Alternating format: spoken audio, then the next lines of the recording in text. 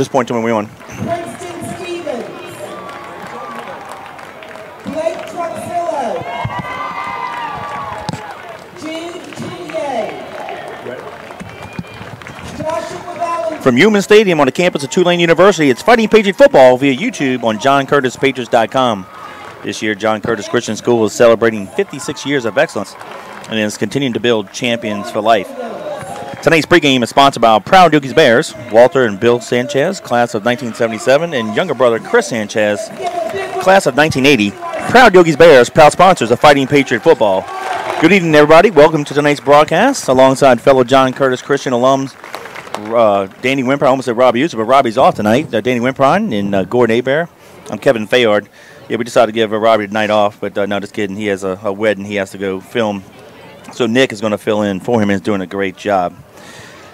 Tonight, we're going to dedicate this broadcast in memory of David Manguno, class of 1980. David passed away unexpectedly Monday morning in Oklahoma City. He is the son of the late Mr. Larry Manguno and Miss Arlene Manguno, who still resides in River Ridge. David was a loyal listener of our broadcast since day one in 2011. In 2013, when we introduced the ability to text us during the broadcast, he did so every week. If you guys have been listening to us week in, week out, you might remember me giving a shout-out to David Manguno and calling him the president of the Patriot Nation chapter fan club in Oklahoma City. He'd always listen to our basketball and baseball games as well. He loved his Patriots and he loved the Saints, and his favorite saying was "Go Big Blue." So for the remainder of the season, you know, when I sign off, instead of saying my usual "Go Patriots" in honor of David, I'll sign off by saying "Go Big Blue." If you don't mind, please allow me to say the following prayer for David. Eternal rest grant unto David, O Lord, and let perpetual light shine upon him. May his soul, through the mercy of God, rest in peace. Amen. David, rest in peace, Patriot, and go Big Blue.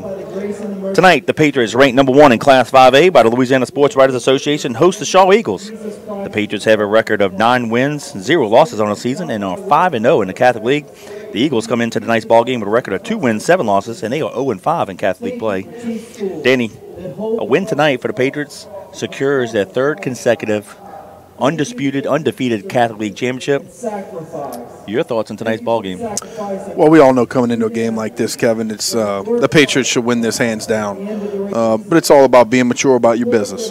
Go out there, play your kind of ball. Go out there, be successful, be efficient, do what you have to do, and then get out of the ball game. Let some of these younger kids get in there, get some tape.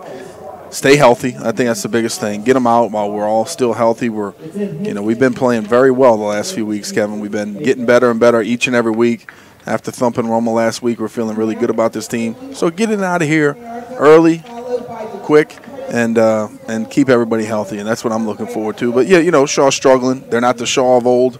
They're trying to rebuild their program. So hopefully they can do that. But tonight's not going to be the night for them. I want to give a first shout-out tonight to Chris Inglis. He's listening from Lake Ozark, Missouri. He says, "Go Patriots," and number 9. We appreciate you, Chris, for giving us a shout-out. And there's a moment of silence. We'll pause. The kids are saying the Pledge of Allegiance. I can hear him now. The little Patriots.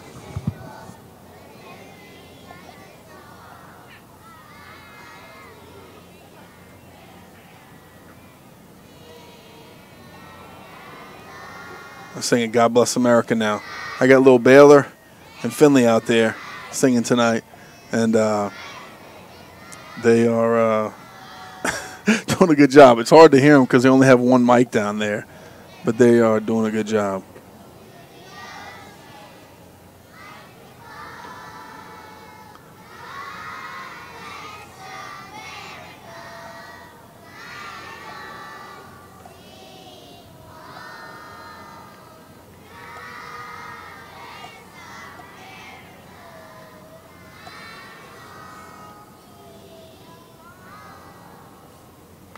All right.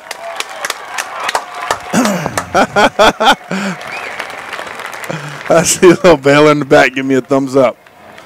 Good times. Now they're singing the alma mater. They don't stop tonight, Kevin. Hey. All day. Just proud that they know this alma mater already. Country free. There you go. All right. Hey, great job. Yeah, I see him waving at you. My man. And now please remain All right, we're going to pause also for the plan by National Anthem by the Colonial Regiment. and sung by the city of Curtis.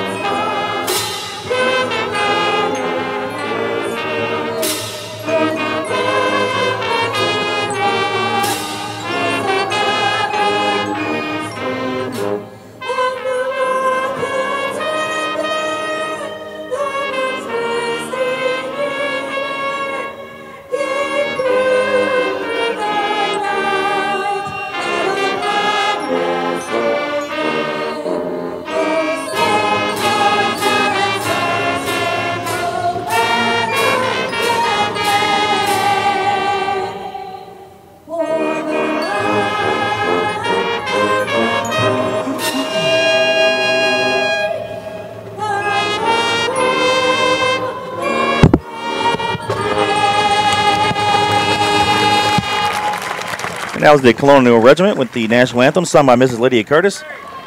We welcome you back to Fighting Patriot Football via YouTube on JohnCurtisPatriots.com alongside Danny Wimpron and Kevin Fayard. Happy to have you. This is the, when I say this, I can't believe it, the regular season finale. Yeah. Seemed like we were starting Flies by. the Jamboree going, man, we got a season ahead of us. And then we're only guaranteed one more game, which will be the playoffs. We'll have the first round bye. We'll talk more about this as the game goes on. We'll have a bye next week, and then we'll play 2 weeks from now. Don't know the location, but we'll tell you once we know. The Shaw Eagles are now taking the field. They're in their traditional white helmets with the Eagles, so Shaw written on it, white jerseys and green pants. And the Patriots will be wearing their white helmets. I'll come back to that in a second. The blue jerseys and blue pants. And if you listened to us last week, I have egg on my face. Unfortunately, we do not have those nice uniforms we were talking about. That was going to be a surprise. They're some kind of logistical issue. They hadn't made it to school yet, so we're having the playoffs. But a little pleasant surprise, Danny. We're wearing an alternate logo, the JC, not JC Christian, but a JC with the American flag through it.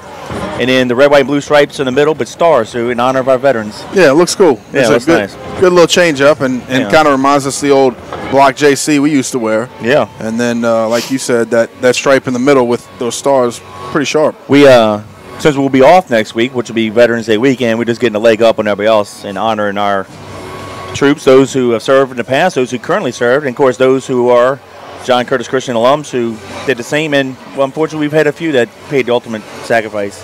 We want to thank them for their service to our country. Again, I want to thank Proud Yogi's Bears, Walter, Bill, and Chris Sanchez for always being loyal supporters of our broadcast and sponsoring our pregame all season long. This isn't your daddy's, or I should say my Shaw Eagles, and even yours. 30 years ago when I was a senior, Shaw was just turning the corner. Actually, 31 years ago, they beat Covington for their first state championship. My senior year, they lost to Russ, and right after we beat Washington Marion. But they were still good throughout the 90s through when you played. And it's just a darn shame that Shaw is who they are. I mean, look, I'm looking at their side of the field, and there's maybe 50 people. Yeah. We used to fill the dome when Curtis Shaw played, you know. Well, you know, even my freshman year, Kevin, at Curtis, Shaw beat us. They beat us in the Happy Glory Classic in the Superdome. First game of the season. We had a terrible game. I think they stopped us on the 1 and the 3-yard line. I think it was it might have been my sophomore year, actually. And that was one of my 2 losses later my senior year playing Evangel in the same game in the Dome. Lost to them, who went on to be national champions. But, yeah, that was their heyday was, the early, mid-'90s. And they were very good. And late 90s, they were very successful.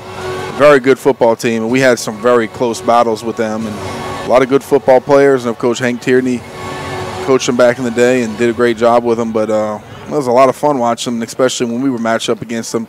It was going to be some good football played. But toss it down to Gordon and the boys behind the run through.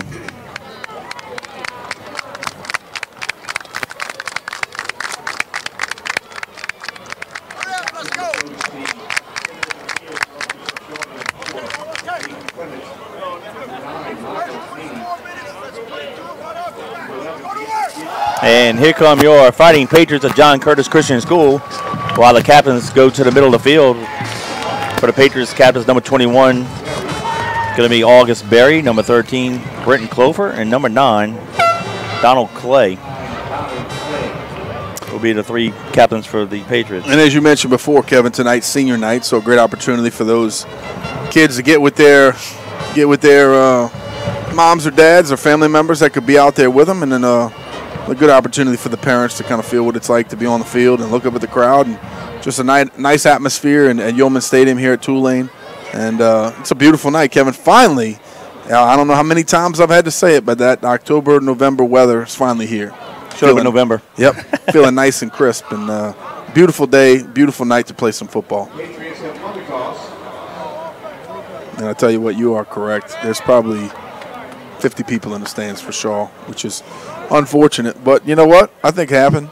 I think they all stayed in the West Bank and are all listening to us. Yep. Well, the Patriots had the first victory tonight. We won the toss, elected to receive, and will receive, defending the north end zone, so they'll be going left to right. We're seconds away from. And a lot of times, Kevin, you'll find out, teams might defer to the second half, and in a game like this, like we mentioned earlier, you want to be able to set the tempo of the ball game offensively, get the ball, put it in the end zone, put some points on the board, and really put them away early. Hopefully that's what we can do. Yeah, well, the Patriots lead the all-time series versus Shaw 10 games to 1, so you get the honor of being that 1-1. Thank you so much. Well, I scrimmaged them my sophomore and juniors. I didn't get a chance to play them in a game. I was in college when that happened. But, 30 years ago, my senior year when we scrimmaged them after camp at school, there was at least 8 to 10 deep around the field. I think Coach Tierney and Coach JT said, wow, if we had this kind of crowd for a free scrimmage, we need to try to get together. And unfortunately, both schools had the schedules made out for the next 2 years. And I think it was in September of '91 when they finally met in the Superdome. And that was, for a while, that was a good opening game of the season. Yeah. Shaw Curtis, No doubt. Two very good football teams. And Shaw used to get, they pretty much got all the talent on the West Bank. We got a little bit back in the day, but they got the players. Patrick Leonard to kick it off for the Eagles. D-back for the Patriots, Corey Wren, Joel Taylor, and Mekhi Smith. Going to be a squib kick, fielded around the 27-yard line by number 10 for the Patriots. And he's still running around the field. Morgan comes near side, and he's going to be tackled finally at the Patriot 43-yard line. He ran about 65 yards to gain maybe 20. Sure did. It was a nice return by him. You and I always say you gotta hit it up, hit it hard, and it looks like he's coming off the field limping, Kevin. Might have twisted his ankle or knee a little bit. But a good job of him securing it, getting the ball, and hitting it up north. We got a couple numbers that I don't know already going on the field. Logan Fitzpatrick, number 37, wide receiver, 5'7", 165-pound senior. He's on the field. Got number 84 for us, Blake Troxillo. He's a senior wide receiver as well. Good to see them start out the night. Yep, and August Berry gets to start at running back. Colin Guggenheim under center. They give it to Berry. He crosses the center and pushes his way to the 49-yard line. Gain of 6, second down and 4. Kevin, you and I both said earlier on the way up here, we got to give the offensive lineman some recognition tonight. It was a good push by number 75, Preston Guidry, on that first play of the game. I'll give a shout out to Captain Ryan Estes and Bobby Seafood. Give him a shout. We appreciate you, big guy. Yeah. As always. Ball on the left hash mark. Second down 4 for the Patriots. Guggenheim on the center. Counter option near side. And Guggenheim can keep it. Now he pitches it late. Mekhi Smith has a lot of running room. 30, 25, 20. It's a foot race. He's inside of 10, 5, and he scores. Good job. So with 11:04 to go in the quarter, the Patriots get on the board. They lead the Eagles 6-0 with the PAT pending. Good job of Colin just kicking that one out, Kevin.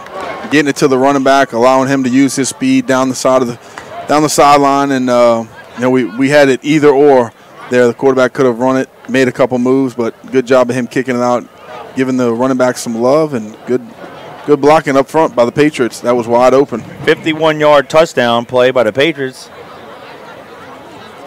And they take a quick 6-0 lead with a PAT pending. Danny, that play real quick while Shaw figures out who's going to play on the X-point block. That was 2 plays, 57 yards in distance, 44 seconds off the clock. I wouldn't be surprised if they're better than they were last year. But last year, if you remember this time, middle of the first quarter was 21-0. And usually when games get lopsided around halftime, the two coaches kind of agree, hey, second half, run the clock. Yep. And that was the first time I ever saw from the beginning of the second quarter the rest of the game. Right. So who knows? Obviously Shaw is overmatched tonight. We'll see. We'll see what happens when they decide to run it. Not sure what's going on here, Kevin. There's a delayed clock. They had an injured player on our sideline. Oh, thank you, Gordon. Saw him. There he is. Okay. You know, to be honest, he kind of got blended with the green pants. He did. I didn't see him down here at all. I hope it's nothing serious. You got a number on him, Gordon? Did you see? They kind of helping him walk. I don't know if he's going to come back. Yeah. I thought it was 10, but I'm not 100% Let's see. Hang on, sure. I got the field glasses. It is 10. Yeah, that's Dawson Guidry, defensive back, sophomore. You know what? That was the last guy who made the attempt to tackle Mackay. Yeah. At the 2, and he broke the tackle. That's not good.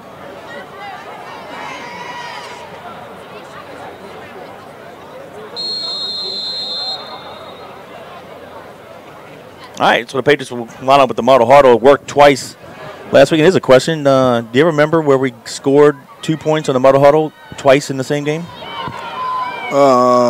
Yeah, we've done it before. I know that because I did it before. Okay, that's what I know we've done it a few times because teams just have been undisciplined and they just refuse to get over, and we say, hey, why not? McCready has the PAT, so 11:04 to go in the quarter. It's the Patriots 7, the Eagles 0. Kevin, for that scoring job, I want to say thank you to Moe's Pizza. Jeff Arsman's been with us from the very beginning. Class of 1986 and his wife, Lisa. They're located at 1112 Avenue H in Westwego. Please give them a call for all their specialty items. 341-9650. Homemade hand-tossed pizza, lasagna, meatballs and spaghetti, muffaladas. Check out the website and see everything that they have to offer. www.moespizzanola.com. That's Moe's, M-O-S, pizzanola.com. 341-9650. The best pizza in all of New Orleans, I promise you. Go over there, tell them Kevin and Danny sent you. 341-9650, 1112 Avenue H in Westwego. Jeff Arsman and Moe's Pizza. We appreciate your support of the Patriots. Yeah, you might throw some extra pepperoni in your pizza. How about that? All right, D for the Eagles. The far side halfback is going to be number 7, Christian Jourdain, and number 13, Ashton Johnson. And we talked about this a little bit last week, Kevin. We got to kick in the end zone. And I'm not referring to the Shaw Eagles, but when you're playing big-time games and they have a good returner and it's something that happens, you don't want to give it to them. So let's see if we could do it here. We kick it deep, but don't get it Johnson done. drops the ball, and he goes back in the end zone, and it's an automatic touchback. Now, that's very similar to the punt. Here's the deal. A possession, whether it be a kickoff or a punt, and this is, if you remember the state championship game, we thought we had a touchdown. A possession is not possession until you have received the ball. I know it sounds crazy. It's the dumbest thing I've ever heard. You have to control the ball. Though he touches it and it goes in the end zone, he could be a touchback. Because just like here, if we only kick the ball 15 yards, somebody touches it, it's a live ball. It's like an onside kick. We're able to recover it. So to have this rule down at the end zone like that, if it just rolls into the end zone and we go to grab it, I think it's a silly rule. But anyway, not my rule. Yep. All right. Tyler Nickel is a quarterback. 3 receivers near side, 1 to the right. They do have 1 running back. Fakes the handoff, throws it near side. That's going to be Johnson, and he's going to be tackled immediately for no gain at the 20-yard line. 2nd down and 10. I thought he had a little shake, almost made us miss a tackle, but Donald Clay did a good job of finishing it up, coming and getting to him. That's the biggest thing for these DBs, Kevin. As soon as they see the ball in the air, they've done a good job of attacking the football and getting to the guy with the ball. Good job of Donald Clay right there. Donald is a commit to SMU. Yep. Yes. Southern Methodist He'll University be, in Dallas. The 3rd Patriot, Reggie Dupard, and Vic Valoria. Yep, were the previous 2. And then Joe Danos coached over there with Vic as well, the strength program. It's a beautiful place to play. All right, Twins at the top. Split near side. They hand it off to McGrew, the running back. He's going to lose 2 yards. Danny, obviously, our front four is going to just manhandle Shaw's offside. Look, they got their 3 biggest guys are 275, 270, 260. After that, it's 238, 200 range. Their quarterback, poor guy, he's only 5'6", 120. Yeah. Last year, he was a kicker, and because of injury, he had to play. He was like the 3rd or 4th string quarterback, and he wore number 98 where he kept it. It must be for good luck for him. He's now the starting quarterback wearing number 98, and he's only $120. Crazy. Well, I tell you, we already have Amir Phillips in the game, number 99, Joseph Krager. We know that these guys are guys that can come in and give us, some depth at the defensive front, but they're already in here in the 3rd play of their Shaw's offensive series. Yep, nickel out of the shotgun. 2 receivers right with a slot. They're going to roll right, throw it completed in a flat. Breaks a nice tackle, and he might have the first down. Where did he run out of bounds? How about that? No, he got it. At the sticks at the 30-yard line. So it was 3rd down 11. They got 11. It's 1st and 10 Eagles.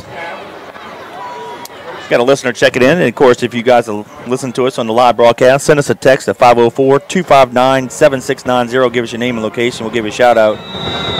A listener said that historically Shaw and St. Aug were the only 2 Catholic League schools that would play Curtis during the regular season, no matter how good they were. Yeah, that is true.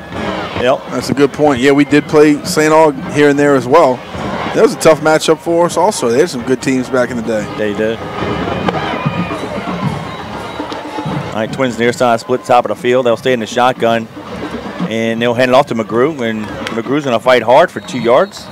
2nd down 8, 8:56 to go in the first period. The Patriots lead the Eagles 7-0. Now, I know we're going to play a lot of young guys. We're going to alternate guys in and out. Yep. But I don't think this is going to be the case. But, look, Shaw's going to get some yards here and there. But we don't want to get in a position where we just go to sleep and make a game out of it kind of thing. No, I think the coaches are going to be smarter about it. I just saw Angela Anderson run into the game. So the coaches, I think are saying, hey, let's make sure we get out of this series and force a punt. So let's put some guys in there and get the job done here. And so, yeah, basically this is our starting defense on the field now. Yep. Trips near side, split top of the field. They'll stay in the shotgun. McGrew lines up to the right of nickel. He'll take the handoff up the middle. Maybe half a yard, or I'm going to say no gain. 3rd down and 8. I want to give a shout-out to fellow Patriot Jeff Bonet, class of 1995, listening in Ponchatoula. And Jeff, thank you for your service. For all you guys listening, Jeff was in the Army National Guard and spent 2 tours of duty over in Iraq, and he ate a lot of sand over there. We appreciate you, buddy. Thank you for coming home safe. Yep.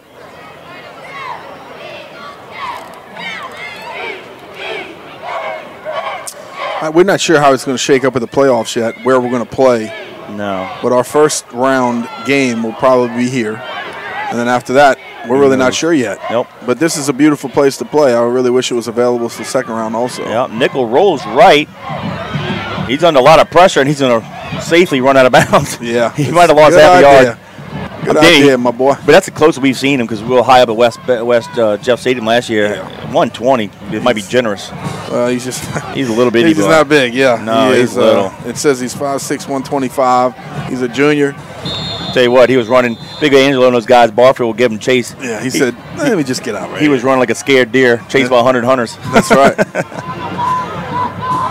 Wren and Smith to receive the punt.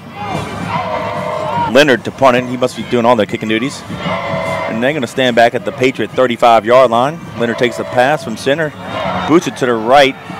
Mackay hits his chest, bounces forward, and Chauncey Crum recovers it at the Eagle 36-yard line. All right, let me just explain it. Wow. It's kind of like a low-line drive kick, and as a punt returner, this is the hardest one.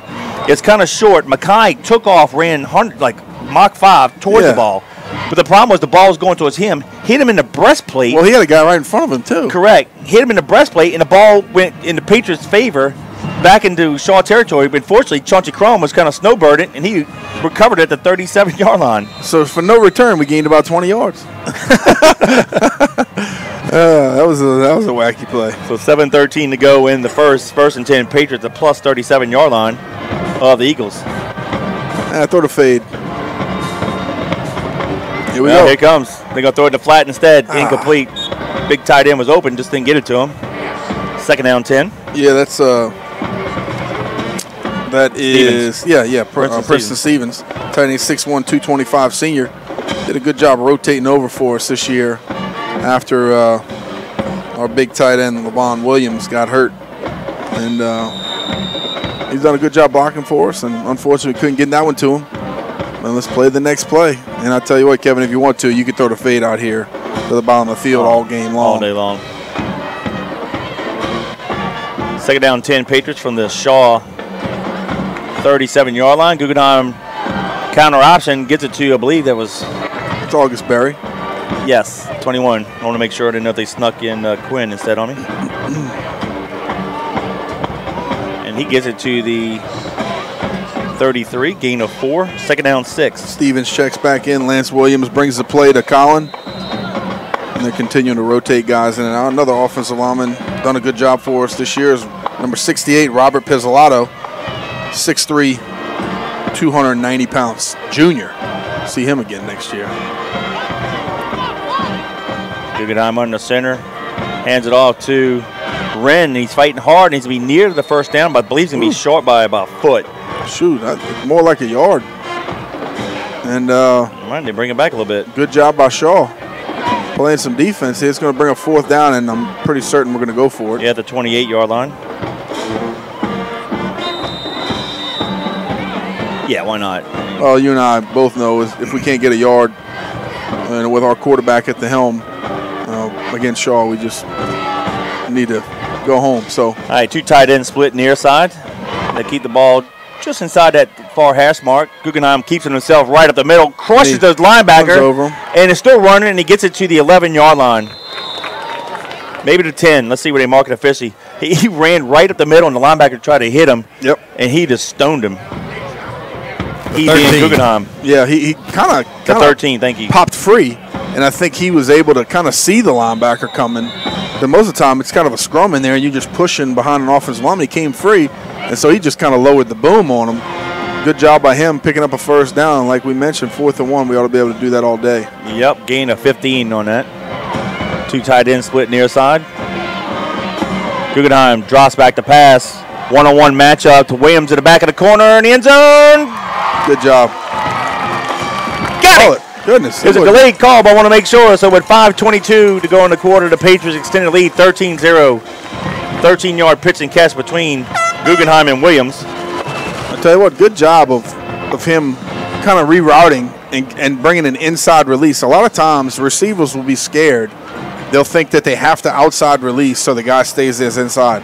As long as you run a nice crisp route at the top of the route, you can inside release, outside release, do whatever you want. That guy's going to be in the trail position. You got him all night. Colin did a good job of just laying it out front to the sideline there and getting the job done. Another score for the Patriots. Nice pitch and catch. Patriots line up for the PAT.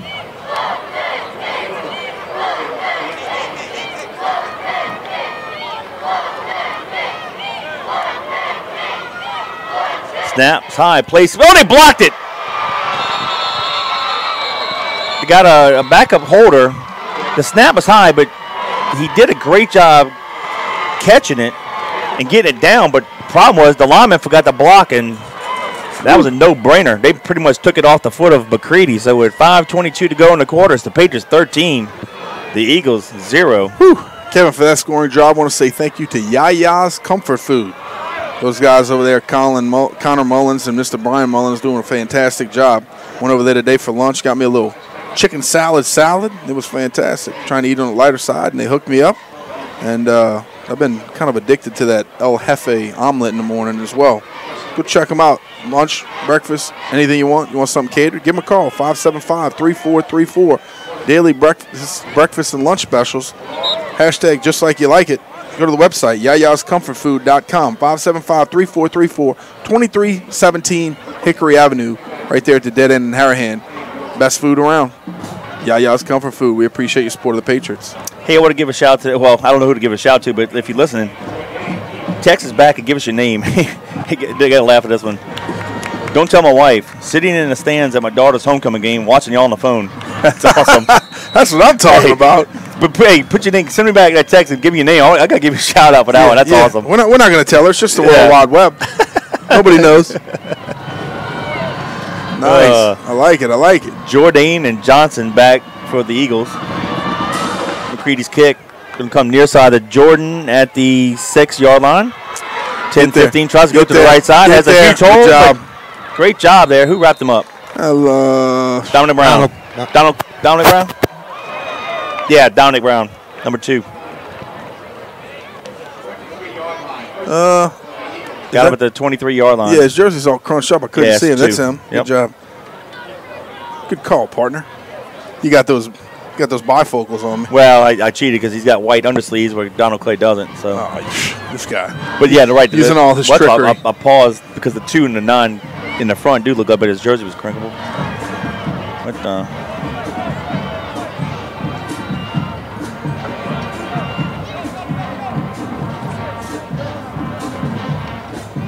All right, so Eagles will have it 1st and 10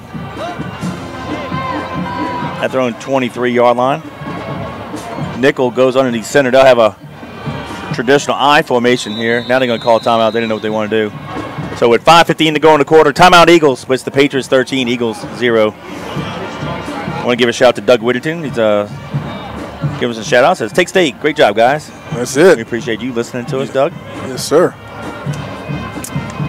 Tell you what, Kevin, just watching my little Rugrats run down on the bottom of the stadium here, playing around a little bit, and that's cool to see them having fun at a football game. This is kind of how we grew up, you know, coming to games, wanting to be a Patriot, wanting to play for the Patriots, and it all starts here as a young kid, being able to watch the team and get to know some of these older kids. And I wish my kids were a little older to get to know Colin Guggenheim a little bit. Yeah.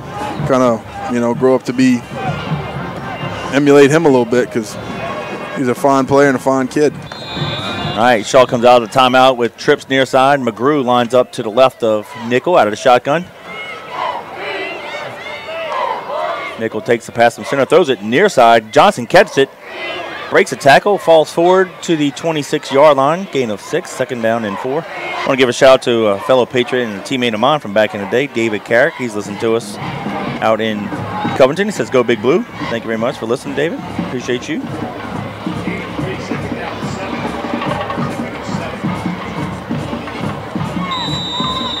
Yeah. Here's a question now. How fast do we pull Colin? And how much do we expose that great kicker McCready to the hits in the veer? I think, a little bit. Well, who knows? But I think if you score 21 points or you can get another touchdown, Colin's out. Yeah. In my opinion. And then McCready plays a couple series, and then you yank him too. All right, trips to the right, which is the top of the field. Ball near hash mark.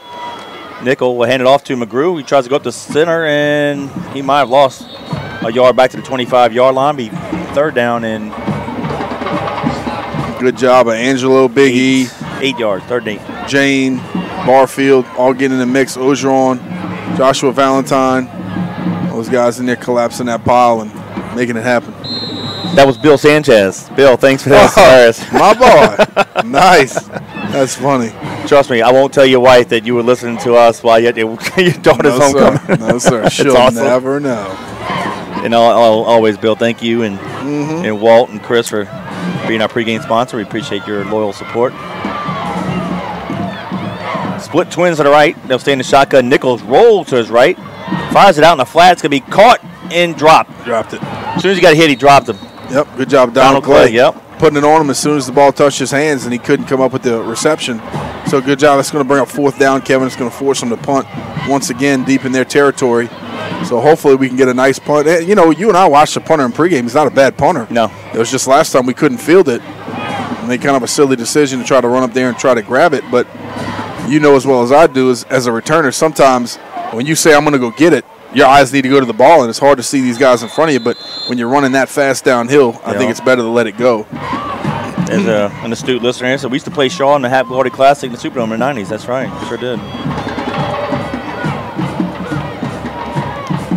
Leonard takes the pass from center. Nice booming kick. Wren goes back to the 35-yard line, has it near side, but he goes far side instead. Huge hole. He's to the 50, 45, 40, comes near side. Go. Moves, he gets tripped up at the 18-yard line. Wow. Good nice job. Return. Nice return. And that's kind of the returns we used to see a long time ago, Kevin. Yes. We used to see some serious returns, 50, 60-yard returns, touchdowns quite often. And no matter what the blocking scheme is, good job of Corey just hitting it with a full head of steam and getting downhill. Officially the 17-yard line, so with 2:56 to go in the first and 10, Patriots at the plus 17. Guggenheim will stay in the quarterback. And we're missing somebody. Missing a running back or receiver. Taylor says, I'll play. He runs on the field.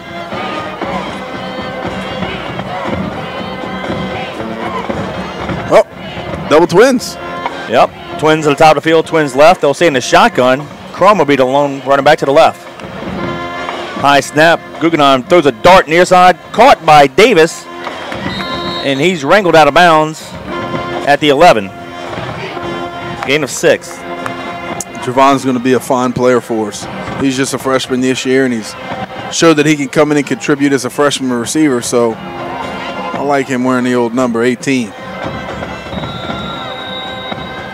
Finally somebody can get some action out of that number, right? Yeah, I tell you what. And I like seeing us in double twins also. Getting a little action out there. Colin drop back, throw the ball. Chauncey's going to be back there in the... Yep. Double twins. We'll say that's a new look, but it's working for us. We'll stay in the shotgun. Guggenheim looks to his left. A lot of pressure, but steps up. Fires a dart in the end zone. Caught. Good job. August Berry, the running back, who played receiver near side, caught in the back of the end zone, and now the Patriots extend their lead 19-0 with 2:07 to go in the first. Tell you what, great job by Colin reading the top of the field. I think it was a smash route to the top of the field. I didn't quite stare it down. I wasn't able to see it, but it got a little jumbled up. And then he did a good job of bringing his eyes back to his secondary read here at the bottom of the field, stepping up in the pocket as well, kind of throwing on the run and making a big-time play. And it looks like Colin's out the game already because we've got another holder. Well, that's the guy who held last time. That's number 19. Oh, that's Taylor, right. I believe. Yeah, Tylen Taylor. Good job offensively. Patriots get some more points on the board. And if we can get this one. Well, we can't 88 open the gate on this. Snap, Yep. plays, kick is up. And it's good. So with 2:07 to go in the quarter, it's the Patriots 20, the Eagles 0. And keep on listening. But as you've listened to us throughout the years and throughout this year especially, we've had some great sponsors. And Nations Lending and our buddy Mark Bowen is no different. Whether buying a new home or refinancing, Mark Bowen and Nations Lending can help you. Nations Lending offers FHA, VA, USDA loans that can even help those with 580 credit and above. Mark's a graduate, class of 1998, and has over 15 years of mortgage lending experience. He can be reached at 225-573-8688. His NMLS number is 587641. Nations Lending Corporation is an equal opportunity lender. Mark, we appreciate you, buddy. Guggenheim hit August Berry for an 11-yard touchdown pass in the back corner of the end zone. That was a two-play, 17-yard drive, taking 49 seconds off the clock. McCready makes a PAT. The Patriots 20, the Eagles 0. I want to give a shout out. Hey, the two Blackburns, Troy and Dale, we gave them a shout out when they were in Norway last week. They're back home listening to us in Ponchatoula. We appreciate that. He says there's a whole lot of Norwegians that know a lot about Louisiana. We appreciate that. They were great ambassadors. And after seeing those videos on Facebook, I do not want to eat seal steak and whale steak. That looked like I can gag a maggot. Here's a kick deep near side. Johnson from the 4. 10, trying to go far side, and Wilcox got him at the 15-yard line. Nice job by Wilcox, hustling down the field. So the Eagles will have it 1st and 10 with 2:02 to go, starting at their own 15-yard line. And definitely the two Blackburns, Troy and Dale, get our record for the Texans from the most northern habitated something place. like that, huh? Yeah. I mean, they were in Viking territory, man. 700 miles from the magnetic pole. Kevin, I just got a text from Howie. Need some help. He said, give our boys and girls cross-country teams a shout-out. All right, I will right after this play. Yep, trips near side, split top of the field. Nickel stays in the shotgun. He'll take the pass from center. Hands off to McGrew. And they'll get 2 yards. Second down 8, go ahead. Coach Howie said, give our boys and girls cross-country team a shout-out. We just finished our regional qualifying meet to state meet. Top 8 teams qualify for state. Our girls finished 7th and the boys 4th. They both qualified for the state meet. Justin Unger finished 5th. Alex Keller 8th and made the all-region 3-5A team. congratulations to those guys, and how we appreciate you continuing to coach them and get them ready. Also, Joe Gustin, he's checking in from Grants Pass, Oregon, class of 1979. Thanks, Joe. Appreciate you. You've been texting in recent weeks. We appreciate you. They'll hand off to McGrew. Nowhere. They lost those 2 yards, so now it's be 3rd down 10. We're under a minute, 55 seconds to go in the first period. If you just joined us on JohnCurtisPatriots.com via YouTube, the Patriots lead the Eagles 20-0. Now, in the victory versus Rummel last week, the Patriots secured at least a share of the Catholic title. Yeah. But whatever. For all practical purposes, though, a victory tonight, the Patriots will be sole champions of the Catholic League for the third consecutive year and are riding an 18-game Catholic winning streak. So we're going 6-0, 6-0, 6-0. But we played Rummel twice in 16, so that's where that extra game came in. So we win tonight, that'll be 19 straight. Nickel drops back to pass. He's in trouble. Flush to his right. Fires it down the field, and it's going to be incomplete. I wanted to hit on this real quick. Yeah, real quick. So they'll be 18-0, 3 undefeated Catholic season. And before you do that, that was why, so much for us not be able to compete week in and week out. Well, I was just going to say, I heard through the grapevine that one of the announcers made an idiotic comment last week saying that, Rummel and, Jesuit and everybody, when they first got into the Catholic League, they didn't know what to expect. And we whipped up on them because they couldn't compete. And then all of a sudden, we beat them, so they went out there and got better players. Yeah, that's exactly what happened. Yep, that's it. But I'm glad you brought it up. 18-0. Here's a kick, wobble kick. Fair card at the 49-yard line. That's a great job there by Wren. They got officially make it the 48. So with 3 seconds to go in the first period, 1st and 10 Patriots for the plus 48-yard line. Yeah, good job so far by the Patriots. 20-0, and still got 3 seconds left here in the first quarter. So let's see who's in and out. Colin checks back in, Kel. This will probably be it for him. I hope so. And the listener, listener, this job, they might take him out. Well, the listener brought it up too. You don't really want to have McCready in there too long either, because he's our kicker, and don't want anything happen to him. You need him down the stretch of the playoffs. Yep. All right, they'll stay in the double twin set, shotgun formation. And yes, I am talking about the Patriots.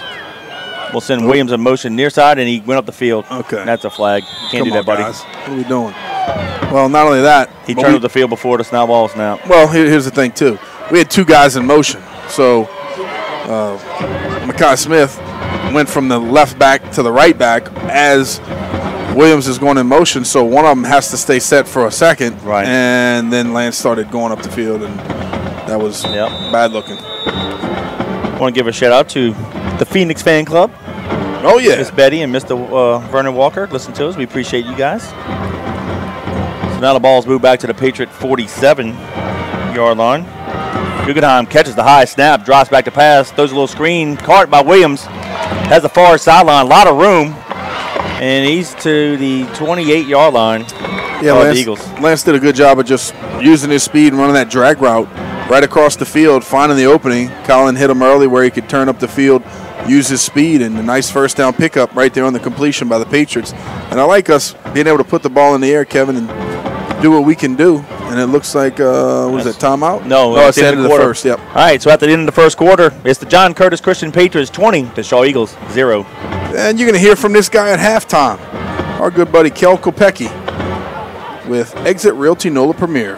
They're a full-service brokerage firm, residential, commercial, and leasing. They have cutting-edge tech to help buyers and sellers. They offer retirement and beneficiary benefits for all their agents. So go check them out, 2200 Veterans Boulevard, Suite 206 in Kenner, Louisiana.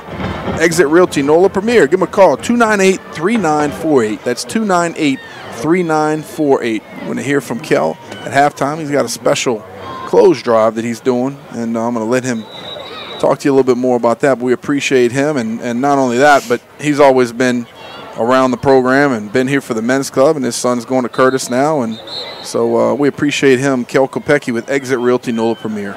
Yep. Now we'll flip the field. The Patriots will be going right to left now. Guggenheim will stay in at quarterback. Let's see if this will be his last drive. They put the ball at the 29-yard line. 1st and 10 Patriots from the Eagle 29, and the ball is on the near hash mark. Well, I think what's going on. Trying to work out some new plays. Yeah, we're trying to get something done. We're trying to work on some things. And so they're going to keep Colin in there, trying to get some of this stuff going. Yep, double twins. We'll stay in the shotgun with Smith to the right of Guggenheim. High snap again. They throw it far side to Taylor. Oh, and he dropped it. Can't pick it up in this. Nope. It's in the NFL. Well, couldn't do that either. That's a big. He gets that kind of play. He got to catch that. Yep, got to catch it. Got to catch it. Second down 10. And I tell you what, the Princeton Stevens did a good job of coming back in and making the initial block. I thought he had a lot of running room because of the block, but you got to catch it first before you take off. I like it they were doing his double twins and even trips to one side, splitting their side, and we're throwing the ball out of shotgun. But even last week with the one running back with double twins, but we're still running the base veer. Now teams going, wait, what are they doing? And getting all confused. Exactly. Film study showed the guy from Rommel, he didn't know where to go. He was running opposite. We got guys in motion, and we just run basically inside, outside veer with different formations. Kind of like this. Guggenheim keeps it, and he's going to go nowhere. Almost got bent backwards. Didn't like to look at that, but it's third down 10. Hey, good job by Shaw. Nice stop on the play. I'll give a shout out to Big Barry. He's up at the camp up in Winfield. Says, go Big Blue. We appreciate you. Check it in. Where those hogs at, Barry? Yeah, Andrew Waters giving me a shout out. Wants me to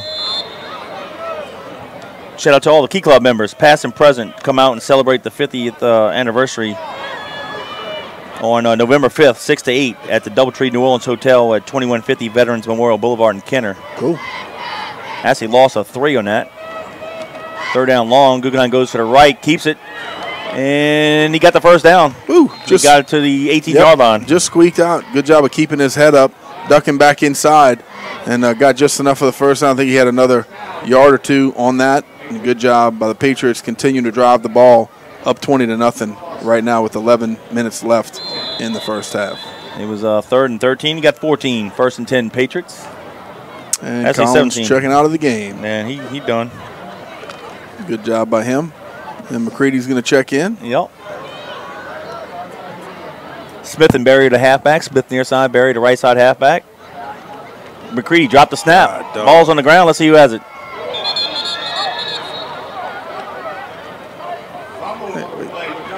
You know, Patriots got it. This is not the first time this has happened to us this year when a different quarterback has gone in and then we fumble the snap. I don't know if it's the center, but the quarterbacks, just so you guys out there know, when a quarterback gets under center, he puts his top hand underneath the center's butt, and he lifts up the center to let the center know, this is where I need the ball. This is where I am. So we got to do a better job as the backup of the third string, fourth string, whoever it is in there, better job on your cadence and a better job of getting the ball from the center. Second down 10, McCready back to pass, looks near side, throws it, and it's going to be in and out of the hands of Davis. Another catchable ball. Though he did get hit, you got to catch it. Yeah, it was kind of on his back shoulder a little bit. And he was moving in there pretty fast. I'll tell you what, McCready's three-step drop looked pretty big, I think. His third step looked a little big, too. Davis will be a really good athlete. Oh, he's going to be great. A good receiver for us. He's going to be great. I tell you what, Joel Taylor's done a great job, even though he missed that last one. He's got another dimension for us out there as a junior. These guys are coming back, so it's nice to watch them. Yep. Third down 10. McCready's going to be a draw play, actually. August Berry goes right up the middle. And he's going to be tackled at the 14-yard line. August looked like he thought he wasn't down, and continue to try to move those feet forward. It looks like Collins checking back into the game. Oh, we're going to field goal. Kick the field goal. There you go. And place it at the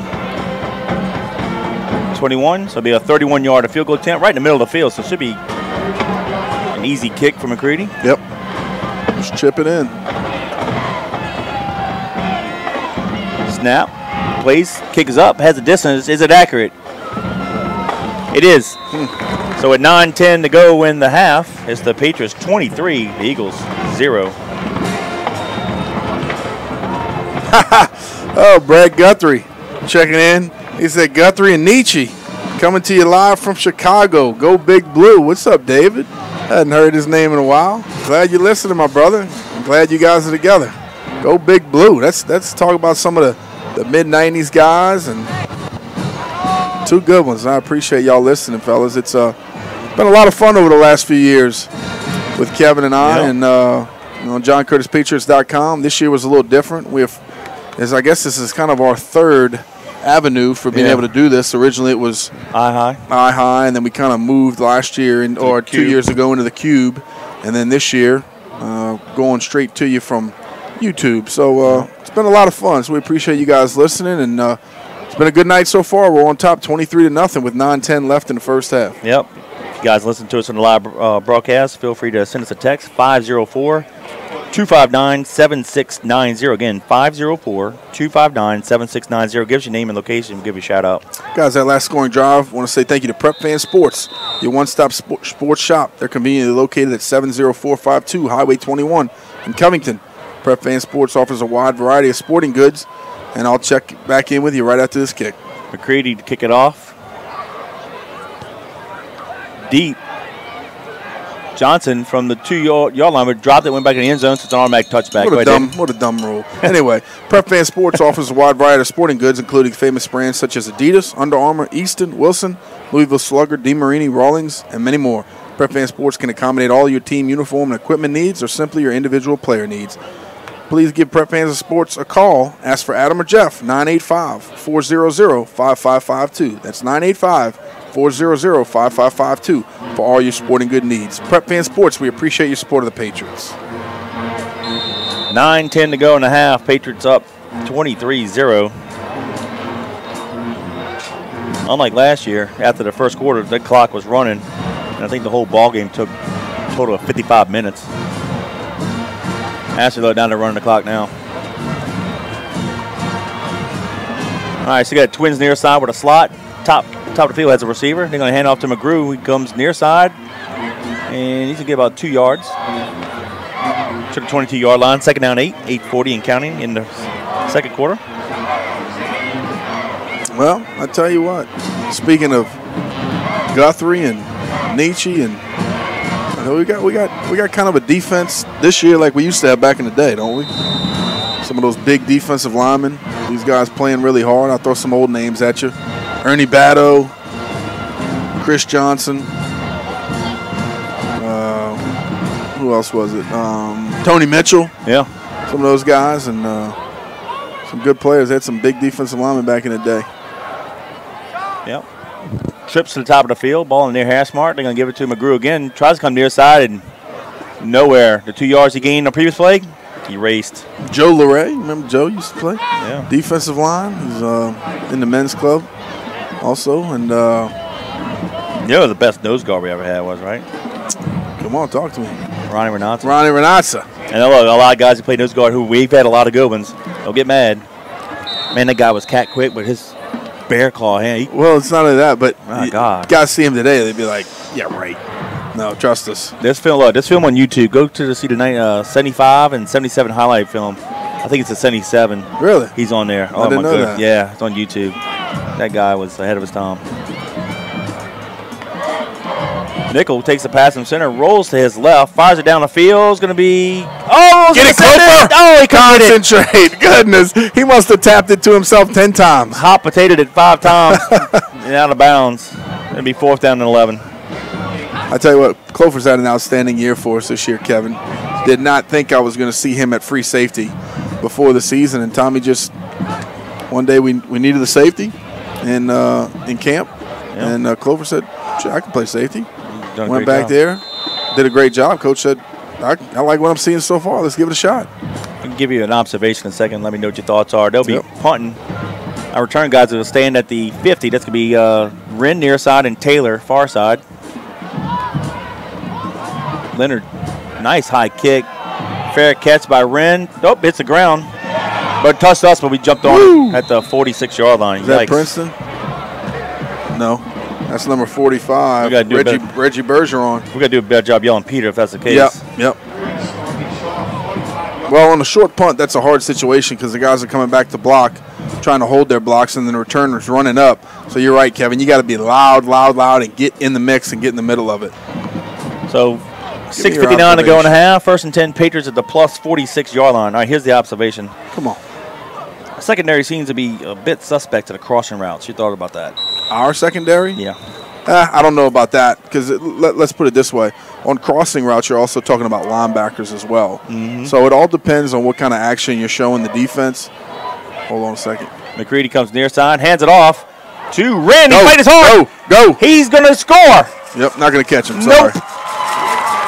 And just like that, one play, 6 points, 6:39 to go in a half. The Patriots now extend the lead 29-0 to PAT pending. I'll put it this way: it's not necessarily the secondary, but it also depends on what kind of defense you're playing.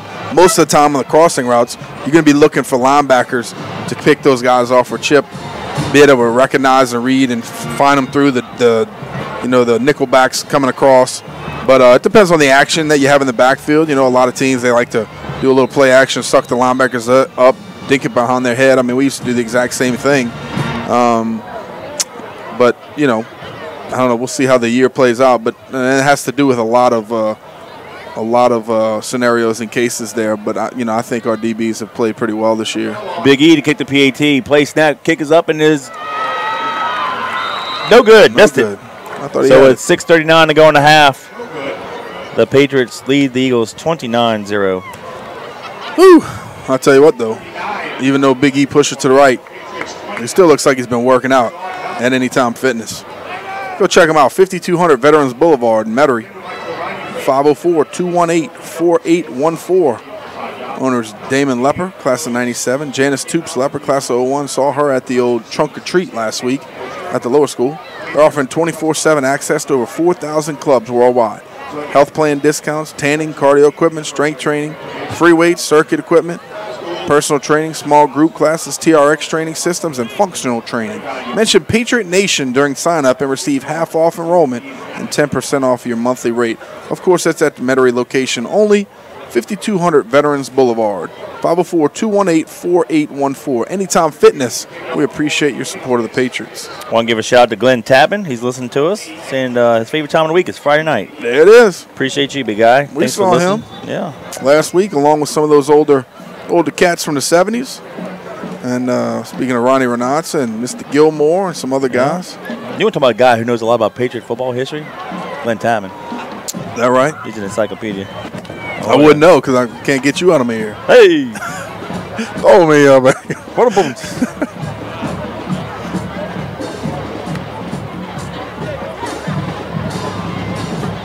Okay, come those on. guys of the 70s had some awesome. I see, every time I talk about it, this is the stories they tell. So colorful and awesome.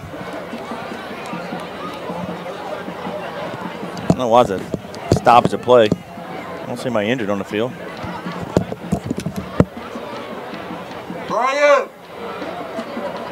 Hey, I'll tell you what's going on. Okay, what's going on? Shaw don't want to continue because we don't have an EMS unit here. Seriously? Seriously. What I think they calling one. Shaw don't want to continue the game because there's no EMS unit here, but we've been playing a quarter and a half. Now they decide they don't want to play? Really? Come on, man. It's supposed to come with the stadium. It really is. And they are in the Institute of Sports Medicine. Yeah. I got you. All right, Patriots kick it off deep. And it's like Johnson returns it to the 22-yard line, so they have it first and 10 with 6:34 to go in a half. You know, I get you, but I could be wrong, guys, but I think it's a state. I don't know if it's a state law, but I thought maybe. I mean, I wouldn't want to just say in our area, but I thought that you had to have an EMS on staff or an ambulance here during the game. I thought you had to, but maybe I'm wrong. I want to give a shout out to Mr. Steve Blackburn, old jarhead, listen to us in Hammond. We appreciate you. Thank you very much. Trips near side. Nickel takes the pass from center. Hands off to McGrew up the middle. Maybe a gain of 1. And happy early Veterans Day to you, Mr. Steve. Of course, Yep. Troy and Dale were fellow Marines as well. They all did their base, not saying base, their boot camp. Yeah. Oh, not the Army, it's Marine Corps boot camp in Paris Island, South Carolina. Like I said, EMS thing got overruled, huh? Yeah, the ref said it wasn't a rule. Oh, okay. I mean, I get it, but There it goes. But they have EMS here. Oh, okay. It's outside the stadium. Gotcha. Yeah, but don't tell us you're not going to play after you already Right. been playing a quarter Come and a on, half. man. Do Come that before kickoff. Yeah. Actually, they gave him 3 yards in that carry. Second down, 7. Give it to him again. Comes right nowhere. Valentine got him first. Slung him to the ground. As well as number 8.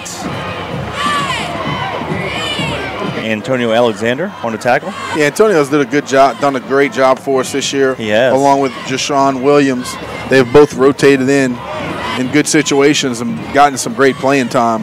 And Jashawn's a junior, and Antonio is a junior as well. So they'll be stepping up for us big time next year when we need them. Yep. Double twins formation. Nichols in trouble. Flush out of the pocket. Comes near side. Fires it and is caught at the 26, 27-yard line. See where they mark it. Number 17 on the reception. Jace Wylam.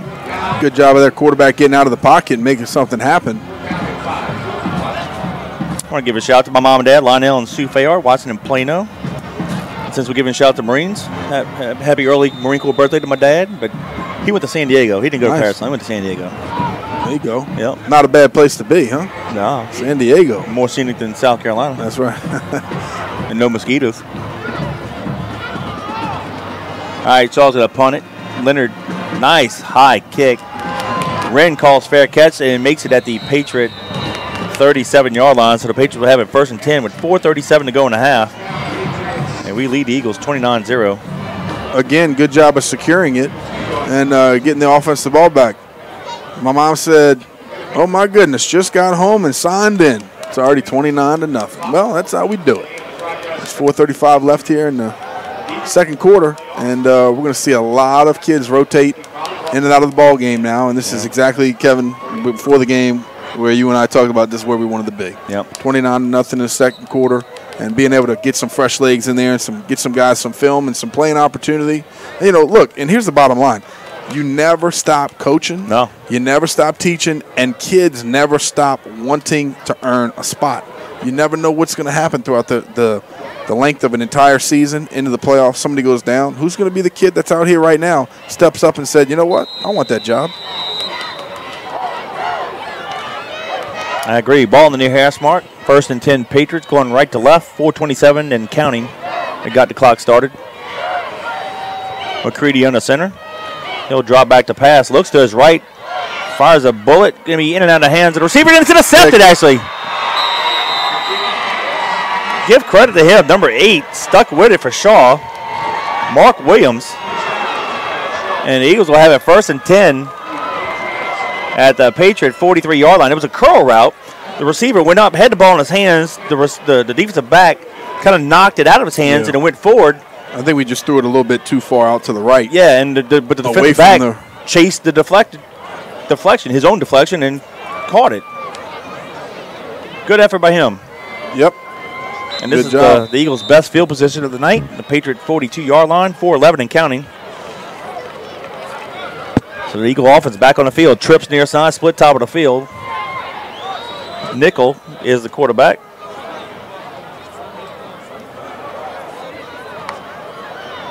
He'll hand it off to the running back up the middle. That's McGrew.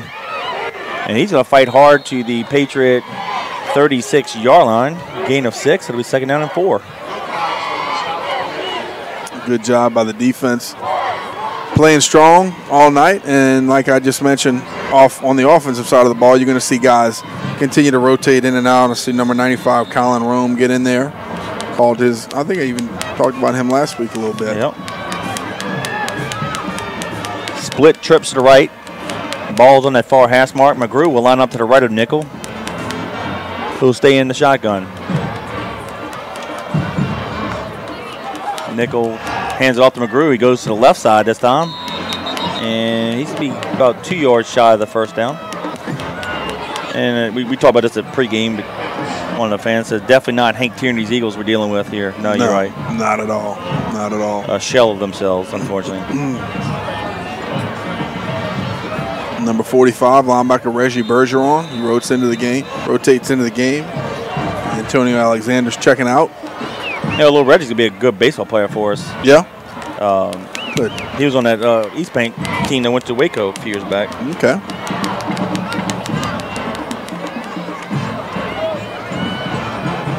2:33 in the first half and counting. Nickel on the center, hands it off to the running back. Up the middle, he's going to have the first down. Yep. And he'll be tackled at 30. It'll be 1st and 10 Eagles. They got a little momentum. I believe that might be their second first down of the first half. Kevin, and correct me if I'm wrong, but there has been some talk that maybe Shaw will not be in 5A next year. They are strongly considering dropping down to 4A. Yep. Yeah. So They did that after Katrina, and then they ended up moving up. Yep.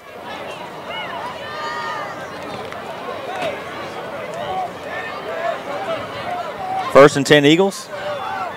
Split trips to the right. And they'll stay in the shotgun with the running back to the right of Nickel.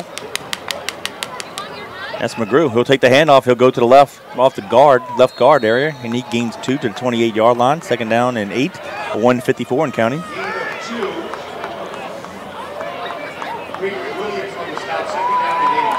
Yeah, if you just joined us on the broadcast, the Patriots have a new helmet logo right now. We stripped off the JC Christian and the stripes. It's just a block JC, like the old school block style, but it has the American flag going through it, and then the red, white, and blue stripes have blue stars going through the middle of the white. Looks real nice. Yep. And actually looks good with the blue uniforms, too. Same formation, split trips to the right. Nichols looks near side, fires a pass, a curl route, and it's going to be, did he catch it? Yep. He did. At the 19, that's going to be enough for the first down. Yep, nice throw, nice catch. Good job of the receiver, In front of Donald Clay, too. Coming back to the football, Yes. attacking the football. This is something you teach kids at a young age. When the ball's in the air, you attack the football. Receivers always come back to the quarterback, come back to the ball, and go get it. And the receiver did a good job of doing that, beating our DB to it. And Clay tackled him immediately, but he had enough for the first down. 1:14 and counting. This time they'll flip the formation, split trips to the left. Ball near hash mark, and they'll stay in the shotgun. Nickel hands it off to McGrew, goes to the left, that comes back near side, has some run room, and he's down to the 12-yard line. So the Eagles are moving the ball after they picked off the Patriot pass at the 42-yard line. They've gotten more first downs in this drive than they had in the game combined previously to this drive.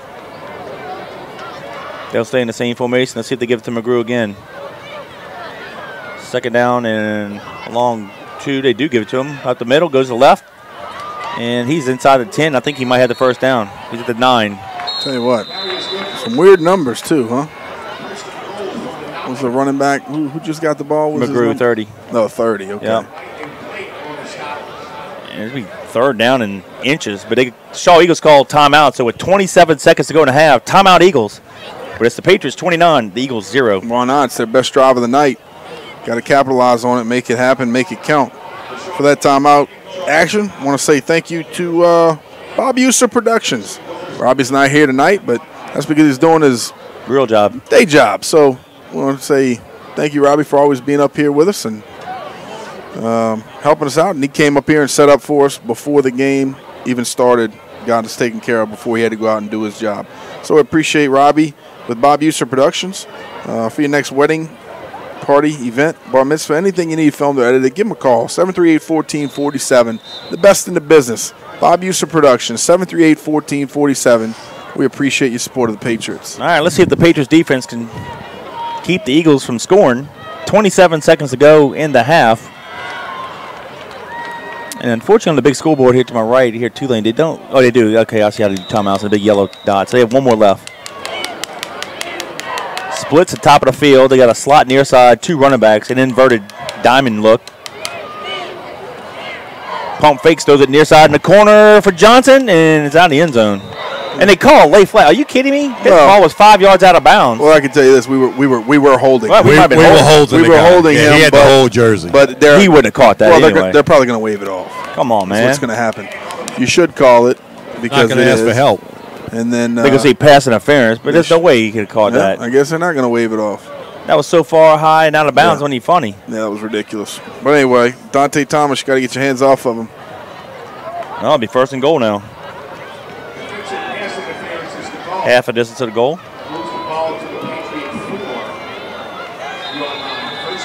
So now it's 1st and goal from the 4 with 22 seconds.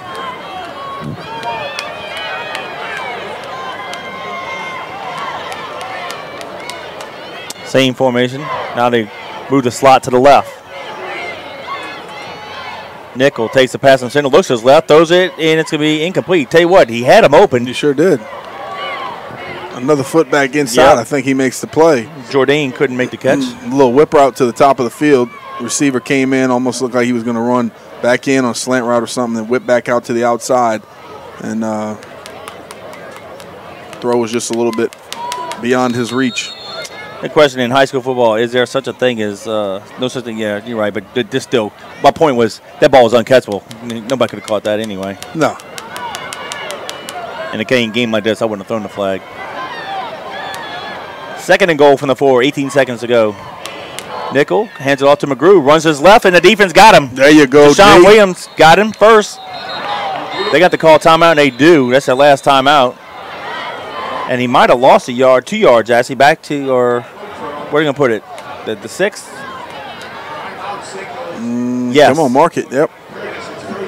I believe where the guys still don't see anybody marking it. Let's see. They're at the 4. Almost looks like the 7, Kev. Yep. 7, lost a 3. So nice tackle for loss by Deshaun Williams. With 9 seconds to go in the half, the Eagles called a 3rd timeout. And good job right there, Kevin, by the Patriots. You know, like we talked about before, no matter who you are, no matter what string you are, 1st, 2nd, 3rd string guy, you want to protect that goose egg that you got on the scoreboard. And so a nice defensive stop.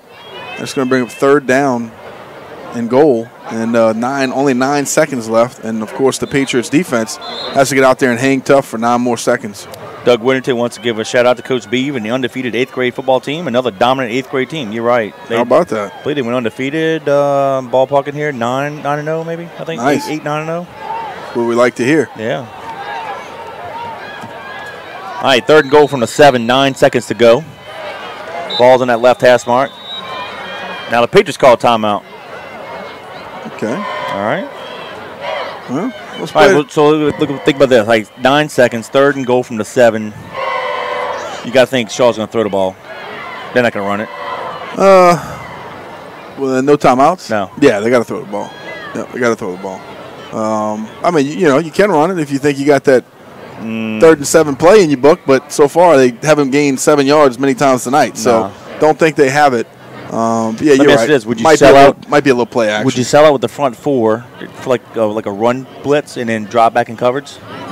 Oh yeah, I'd put everybody in coverage. Basically, I'd put some dominant guys in the defensive front that I think can rush 3 or 4, get after them, and then everybody basically drop back and get into some coverage. You guys stay with us at halftime. We'll go to the first half highlights, and we'll have Kel Kopecki as part of our Parade of Champions interview series. It'd be good to talk to Kel, a teammate of mine, and he's got a nice charitable project underway. We wanted to participate in that and get the word out, and you can participate as well. 3rd and goal Eagles. Here they go to line up here. Same formation, split in their side, split top of the field, slot to the right, and 2 running backs. Nickel, they throw it far side. The corner is going to be knocked down. Good job. Nice play. Stipe. Yep. Great job. Got his hand up late and knocked it down. Got another play, of course, with the incomplete pass. So now they're going to kick the field goal. The clock stops, and they're going to bring on the field goal unit. But guess what? We're going to bring on our big guys. Let's block it. Back on the field and say, you know what? We're going to try to get some points. Big E's excited. We're going to keep it off. We're going to try to keep it off the board. So, yeah, let's go. Let's get those big mitts up and make a big play right here on field goal block team. Kevin Melanson checking in from Bethesda, Maryland. Says we should be back next week. He's been up there for a couple weeks working. All right, this will be a 24-yard field goal attempt. Snap. Plays kick is up, and then, we got there, but it's going to be good. We had it. Woo. I think we jumped right over it, and it went right through our paws. Separated our hands. I think it went right through us. As time elapsed, the Eagles get on the board. We're at the 1 half of play. It's the John Curtis Christian Patriots 29, the Shaw Eagles 3. Kevin, for that great first half of action, of course, we want to give a shout-out to our premier halftime sponsor. That's Fahrbacher Health Direct Primary Care. You got monthly, quarterly, or yearly payments, in-house pharmacy with discounted meds for members, discounted labs, imaging, x-rays, and ultrasounds. $50 a month, perfect for employers that can't afford expensive insurance premiums. Same-day appointments, and always makes you feel right at home. Go see Dr. D at 8231 Jefferson Highway, right there in Harahan, 504-336-4400. They also added this ideal protein protocol this year. with Nicole Fallbacher. Losing weight isn't easy, but they always try to make it simple with Ideal Protein Protocol. And that's why my family's always been with him since he very first started. Dr. Fallbacher Health Direct Primary Care. It's like having a doctor in the family. Patriots got the opening, won the opening toss and got the ball. Went on a 2-play, 57-yard drive, taking 44 seconds off the clock. Makai Smith with a 51-yard touchdown run. McCready's PAT made it 7-0. And pretty much it was all Patriots since then. Patriots got on the board 2 more times. Guggenheim had 2 touchdown passes. The first one to Williams, 13 yards out. The PAT was blocked. Patriots led it 13-0. Then with 2:07 to go in the quarter, Guggenheim hit Berry in the back of the end zone. Good for him because Berry's a senior, and that's his, I think, second touchdown of the year, first receiving. Yep. 11 yards out. McCready added the PAT, made it 20-0. And then at the beginning part of the second quarter, 9:10 to go in the half, McCready added a 31-yard field goal, making the Patriots 23, Eagles 0. And then Corey Wren had a 46-yard touchdown run right up the middle. We put Big E in. He's made about 5 or 6 PATs this year, but unfortunately he missed this one. And the Patriots led it 29-0. But after a great effort by Mark Williams, number 8 from Shaw, the cornerback, intercepted a Patriot pass at the Patriot 42-yard line. The Eagles drove down the field and actually burned off the last 4.5 minutes of the half. And Leonard hit a 24-yard field goal to put the Eagles on the board, 29-3, and that's where we stand at halftime. Real quick, your first half assessment. Well, it's just like we wanted it to be. You know, be able to get some guys a great opportunity to get some playing time. You know, keep those juices flowing this week. But of course, be able to dominate early and get off the field, and that's exactly what we did. We've even early in the first quarter, we had some different names pop up on the chart getting on the field early. So, you know, we like that and we appreciate that. You want to keep these guys healthy heading into next week like we've already mentioned. So, good first half for the Patriots, doing exactly what we needed to do. Of course, there at the end, we wanted to be able to block that, but oh well. So far, 29-3, couldn't really ask for much more. Nope. In 2011, when we did Coach JT's 500th victory, we instituted what we call the Parade of Champions. And since then, when we see alums in the stands or if we have a special projects or something ahead of time, we go ahead and coordinate that. And tonight, we want to welcome Kel Kopecky, class of 91. 91, right? I think if I can do this. Where's number 5-6 on here? Right there. There we go. Class of 91. He was a teammate of mine, 2 years behind me. Now he's in the real estate business, a successful businessman. So first of all, Kel, thank you for joining us. Thank you also for being a sponsor for us this year, and welcome to tonight's broadcast, buddy. You're welcome. My pleasure. It's great to be up here and see what you guys do. That's it. Real quick before we get into what we want to talk about, but we always kind of ask some guys, tell your listeners the history about Kel Kopecky and John Curtis. When did you start? How many years you attended, and what activities were you involved with, or sports, or key club, art class, band, whatever? Sure. Well, I started back in first grade, so first grade through 12th, the whole time there, and played football, a little track, tennis my senior year, but also was in the key club. What else? Junior class, vice president, of course, FCA. Nice. You'll never forget one of the. My senior year, the FCA field trip to New Mexico with Coach Rob. That's one of the things that, I'll always remember and cherish. That was a great time. Nice. So, what's some of your memories about being a Patriot as a football player or in school? Anything interesting that you can share with us? I'm going to kind of throw them under the bus.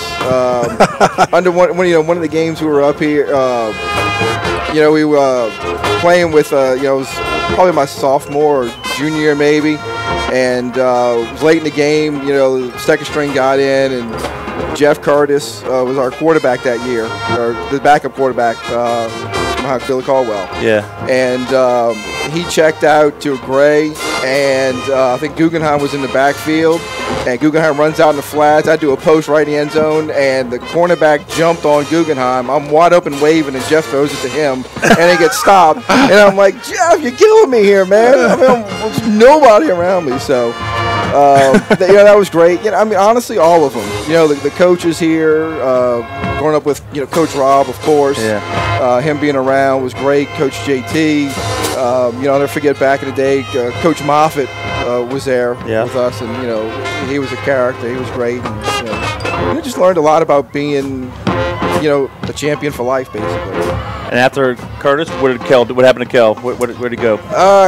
Kel went to college. Kel took the long route. I'm not going to sugarcoat, not going to lie, but bounced around here, there, worked in the hotel business for about 6 years or so, then got into real estate and been there for the last 15 years now. Nice. That's awesome because you know as well as I do, Kevin, and we always talk about guys that are our sponsors and are always heavily involved. Kel's involved in the men's club now. His son goes to Curtis. So they're always around. They're always participating and helping us out. But you being a sponsor for us this year helps Kevin and I and Robbie do what we do, because without you guys, we really couldn't do this. We couldn't travel. We couldn't buy better equipment. We couldn't bring people the first-class broadcast that we want to each and every week. So talk a little bit about the business. This is your time to talk about you and what you do and how you're involved and if you got any family involved and really what you guys do. Sure, yeah. It's like I said, it's the name of the company is Exit Realty, NOLA Premier. And like I said, we are happily a sponsor of the broadcast here. And we've been around for number of years now. We're slowly growing. Well, that's not slowly now. We've added about 13 agents since the beginning of this year. And we're kind of getting, pumped up big about it. And, we're happy to bring in the funds to be able to kind of give back to the school, sponsor little things here and there through it, help sponsoring in the men's club, which in turn helps, provide for the school and all that kind of good stuff. So it's been good. It's been fun. And, right now we're actually running a clothing drive. Yep. So it's one of our big things we're doing right now. Is basically, probably everyone listening to the broadcast knows, during Hurricane Katrina, national media kind of left, and that was it. We knew what was going on, but nobody else did. And that's, I feel like that's kind of what the people in Florida and the Panhandle with Hurricane Michael, they're going through. I mean, we all know they got just, parts of it just got wiped out.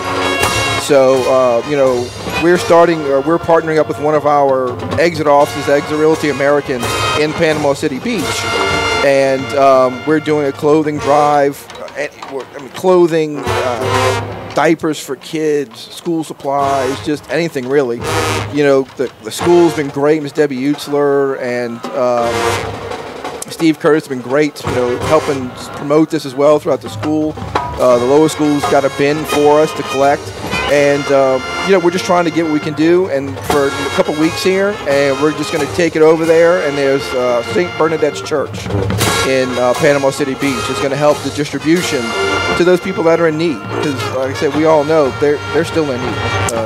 Well, I think you brought up a great point because of our experiences through Hurricane Katrina. The people of New Orleans and in Louisiana, we know what it is to be affected by something of that devastation. And so the people of New Orleans in this town, and of course you, with the help of Exit Realty, were able to do that. So what are the drop-off points? Where do we bring it? Is the only the lower school? Where can we go? No, the lower school, you can call our office. Okay. We're out in Canada. You can drop it off at our office or give us a call. Our number is 504-298-3948, or it's 298-EXIT. Give us a call. We'll happily come pick it up, whatever you can do. Whether it be clothes, like I said, school supplies, any adults, kids, toddlers, or gift cards to Lowe's. Yep. Just people can buy stuff. I mean, we'll happily take that. Like I said, if you can't, you can find us on Facebook, Exit Realty NOLA Premier on Facebook. We've got a fundraiser set up there as well for people that aren't local and they still want to donate. They can donate through the fundraiser. All the funds we receive through that is I'm going to go buy those gift cards. Awesome. To ship out. Like I said, that's kind of what it is. Like I said, it's what we want to do to help out. I do want to do a shout out to the Baptist Friendship Center. Yep. Miss Sue Curtis hooked us up. They gave us 100 school bags. Nice. Wow. With supplies in it. Yeah. And what's great is, like I said, this church that we're bringing to actually is going to be acting as a school because the school in that county got wiped out with the storm. So they're going to get just, 100 school bags for those kids there. Nice. So, yeah, I definitely want to shout out to them for that great, generous donation. Awesome. That's awesome. And, that is awesome. Yeah. Good stuff. What's the interesting fun fact that you don't mind sharing that not too many people do, but don't embarrass yourself, but something, do you bake cookies, or, I don't know, you art, you draw? What's paint your toenails, something that you don't mind sharing that be an interesting fun fact about Kel. Interesting fun fact about me. Wow. Let's see. Nothing too bad. I mean, I do cook. Not decent. I'm not too wild on meat and potatoes, just kind of stock stuff. I don't cook like Kevin cooks. Yeah.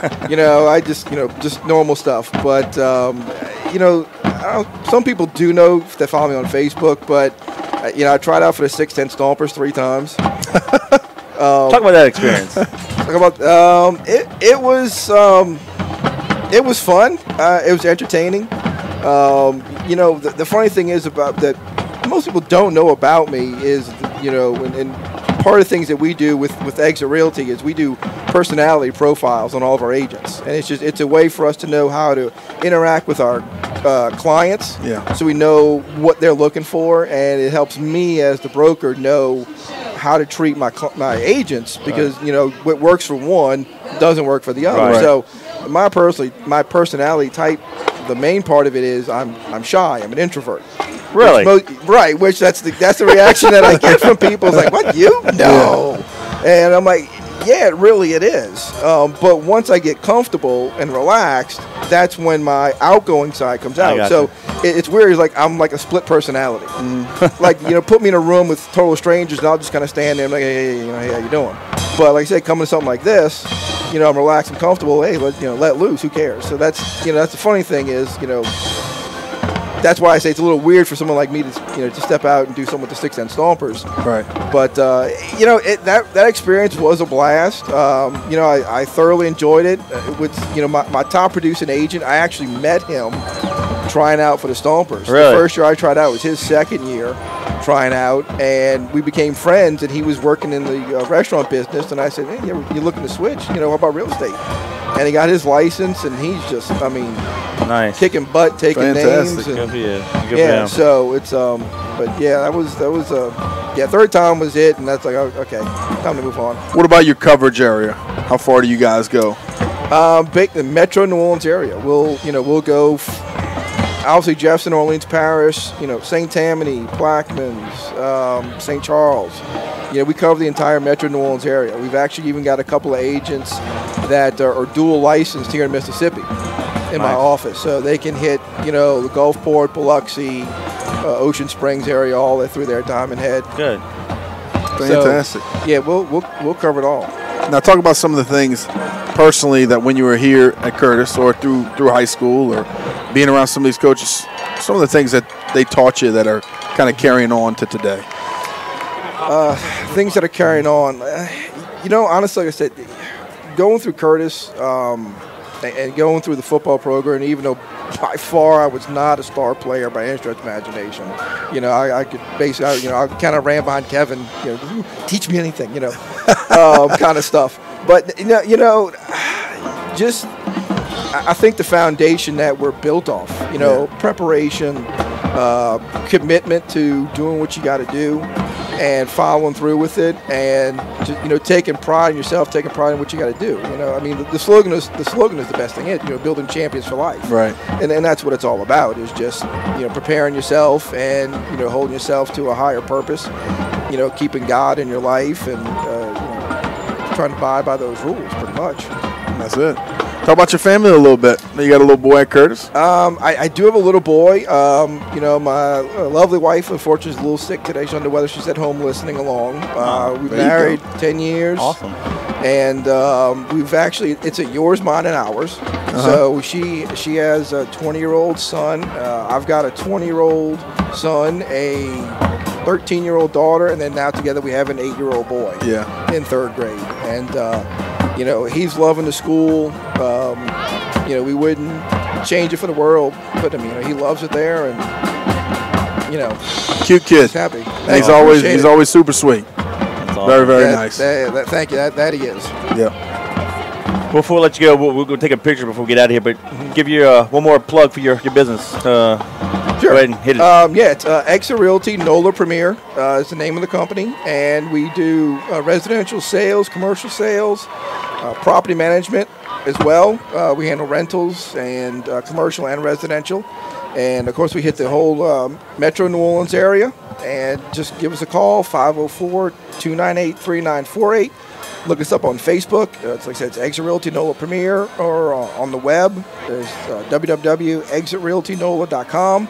And like I said, please, right now, the big thing, the big push is, this clothing drive. We're just trying to, my challenge, I say to everybody, is make me have to rent the largest U-Haul possible, that I can fill it up and drive it over there. That's my goal, is to get as much as we possibly can for those people, just to help them out. So. Well, thank you. We'll go promote it, and I'm going to give you some clothes probably next week or two. I got to purge my house myself, so we'll do that. And but thanks for all you do for us and for the community, too. And thanks for being a great Patriot, man. Thank you, guys. Thank you guys for having me up here. I really appreciate it. We're going to turn around and we'll make it official. Nick's will take a picture of us. Lord. We'll make it official here.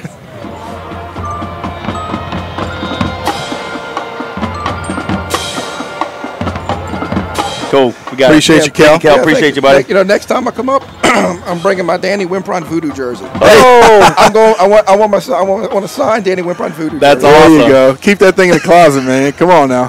That's awesome. Cool. Thank you, man. We appreciate you, brother. Yeah, and Kevin, it's because of guys like Kel that we're able to do this. So we appreciate all of our sponsors. Yep. But Kel, like I said, he's always been a guy that's been involved over the last few years, and helps us out in everything that we need. He's a guy that always steps up and is very helpful, so we appreciate him. And, of course, check him out, Exit Realty NOLA Premier. Visit the website, give him a call. But, it doesn't get any better. So we appreciate guys like him being supporters of the Patriots and getting the job done for us. So, and we have, it looks like about 3 minutes and 45 seconds left here at halftime, and the Shaw Eagle Band is finishing up playing. But it's a beautiful Friday afternoon, Friday night. Play some football. Good deal.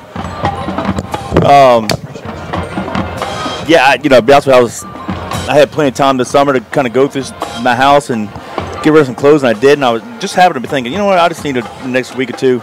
Since we had the off week next week, I thought, you know what, let me go ahead and purge some drawers and stuff, get some clothes out, and give it to Goodwill. And then at church service, I double up. I go to St. Matthew Mass at 9 o'clock, and I walk across the street for 10:45 and go hear Coach JT. And then during the praise reports and prayer requests, Kel made the announcement, and just coincidentally, I'm looking to get rid of some clothes. And I got this drive. I'm like, you know what? That's perfect. Yep, sure is. I got some clothes, shirts I bought 2-3 years ago. I hadn't even worn. You know what? I got some new clothes. Good deal. Yeah. Good deal. I know they're going to appreciate it. Absolutely. And like I mentioned before, this through our experiences with Katrina and previous storms, New Orleans knows what it's all about to be affected by that natural disaster. So, if you're out there and you're listening, please show us your support. Like you said, you can even write a check, do what you got to do. Get a Lowe's or Home Depot card, because people are going to be out there buying goods and trying to rebuild their homes and their commercial sites. So anything helps. So we appreciate you guys for listening to us here live on JohnCurtisPatriots.com. We got about 2 minutes left here at halftime. Shaw Eagles are marching off of the field, and it really couldn't get any better for us in the first half with a lot of backups and a lot of guys rotating in and out. It's 29-3, Patriots on top. Well, we have a chance, because we'll probably have an abbreviated post game. We'll probably roll out and get out of here so we can go enjoy the rest of the evening. Let's talk about playoffs real quick. Yeah, I mean, we know that obviously we're going to have a first-round bye going into next week. So, this is exactly where you want to be. We have been pretty darn healthy this year. We've had some key injuries and some injuries that have been devastating for some kids, really for the entire season. But as a whole, throughout the stretch of the season, we've stayed pretty healthy. But it's always nice to have a week off, another week of preparation, understand who you might be able to play, let these coaches go out and scout them a little bit. So we're probably going to end up on the same side of bracket as Evangel. Yeah, probably so. And then some of the other two bigger schools would probably be Rummel and Catholic on the other side. And Kevin, if you know any more, go ahead and fill in the blanks. Yeah, I think that right now, Holy Cross has moved up in the power rankings. Brother Martin has fallen a little bit. Looks like possibly we could play the winner of St. Paul and Holy Cross, which ironically they played last year. Thank you. In the first round, and we ended up playing St. Paul, our first playoff game, and of course beat them, and then ended up beating Scotlandville in the semifinals. So there's a good chance, who knows? It's the playoffs. Though people make their brackets out and pick who they think's going to win, sometimes it always works out. You get upsets. But just projecting, a few of us got together the other day, and we figured maybe St. Paul and Holy Cross will meet up, and so, who knows? If Holy Cross gets hot, they could pull the upset. I know St. Paul's quarterback had been injured a little bit last few weeks, so they haven't been playing as good as they were earlier. So anything can happen. But definitely the Patriots will be off next week. Don't know where we're going to play. We would like to play here at Tulane, and it's highly possible that the first playoff games, which will be Friday the 16th of November, 2 weeks from tonight, we could be back here. Tulane has a gentleman's agreement with the neighbors. There's only one game a week. So if Tulane is playing on a Saturday, there can be no prep games. If Tulane's on the road, you can only have one prep game. So Tulane will be on the road that week. However, if we win that game and go to the semifinals, and we'll be the home team all the way through, even the home team in the state championship game being the number 1 seed, the semifinals will be in question because Tulane has a home game that weekend, and that'll be the day after Thanksgiving. So, who knows? We're just going to take it week by week. Ideally, we'd like to play all the playoff games here, but I don't know if that's going to happen. Well, I tell you what, if you had your pick of the litter on where you could go, hold on a second. What's up, my brother? I don't think I can get back there. I'm going to come see when the game's over. Yeah, Tulane would definitely be my choice to play all the home games. Yeah, if you had your pick of the litter besides Tulane, you'd probably be talking about maybe EJ. Zephyrs, of course, is off the table now. Yeah. Here's the problem, though. Where the heck could we go? I don't know. Well, unfortunately, talking to some of the coaches. Bertolino? Yeah. Please, no. If we play Evangel, they don't travel well. Yeah, that's because we might go there. I'm not happy with that, but no, not at all. I would love for us to play, here.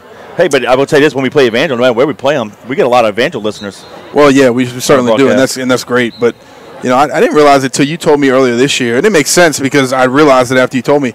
But we've never played Evangel in Shreveport. No, never. Always in match up with them all area. the time, and it's always in New Orleans. So. East Jefferson, West Jefferson, and the Superdome, the only place we played them. Yep. Here's a question: will the higher seed always host? The answer is yes. Yep. So that's changed a couple years ago. Got to earn with the split. But if you remember in years past before the split, the higher seed would always host like the first round, and then based off of who they would play the following week, if that team traveled the week before and you didn't, then even though you're the number 1 seed, you have to go to that. That's how it went that way. It was kind of weird. Yep, it was. But there were times where, like, you have a number 1 and number 2 seed, or number 1 and 3 seed, excuse me, and the 3 seed would host, and one would have to travel. And people are like, wait, how's that happen? You're the number 1 seed. So that rule got changed. And it benefits us now with the split that, unfortunately, we only played 2 playoff games, then the state championship. Yeah, we'll be the home team no matter what, which hopefully we get these new special uniforms that we're trying to get for Coach JT's 50th season being the head coach. A little special uniform. We've got logistical issues, but can get them in tonight. So I'm hoping maybe in 2 weeks we'll wear this particular uniform and then keep wearing it for the semifinals. And when we play in the state championship, wear it again. Yeah, well, that's the thing. When you break out these new jerseys, you want them to be for something special. So obviously during the playoffs, it's going to be great. And, of course, we'd like to see them in the state championship as well. No place we'd rather be. So, yeah, stay tuned. We've been thinking they're coming, and they just haven't gotten here yet. So hopefully soon, and stay tuned with us. We're about to kick off this second half. Bring you live action here on JohnCurtisPatriots.com. And I do want to mention, we do get some text messages from band parents. We appreciate you guys listening. And unfortunately, without Robbie here directing the show, it was just Danny and I up here. We couldn't do the interview and the camera at the same time. We had to allow our students to have a little refreshment break. So that unfortunately we didn't get them, but we'll try next week or 2 weeks when Robbie's back. We'll get the band halftime show for you guys. Patriots kicking off right to left. There you go. Johnson is going to be tackled inside the 10-yard line. That's Thomas. Dante Thomas. At the 7-yard line. Great hustle by Thomas. Great job. You can see these guys screaming down the field, starting to squeeze. Yes. Dante stayed in his lane, getting down there and making it happen. And, Kevin, it looks like our first-string defense is going to be out there starting this second half. And so let's make it happen here on this first drive. A listener says Evangel could be going up and down 49 quite a bit. Let me tell you what happened when they whooped us pretty good in 2016. Remember that? Mm-hmm. They traveled 3 consecutive weeks. St. Paul, Curtis, and the state champs game from Shreveport to New Orleans, 3 consecutive weeks. Right.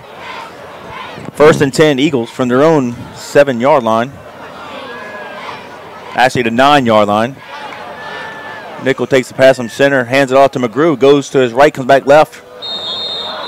He got thumped by Valentine, but he got it to the, I believe, the 13-yard line, gain of 4.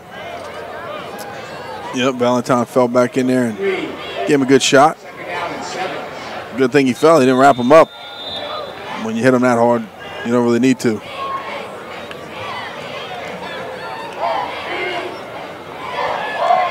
And the clock, well, it's a running place. The clock's running anyway, but let's see if they continue to.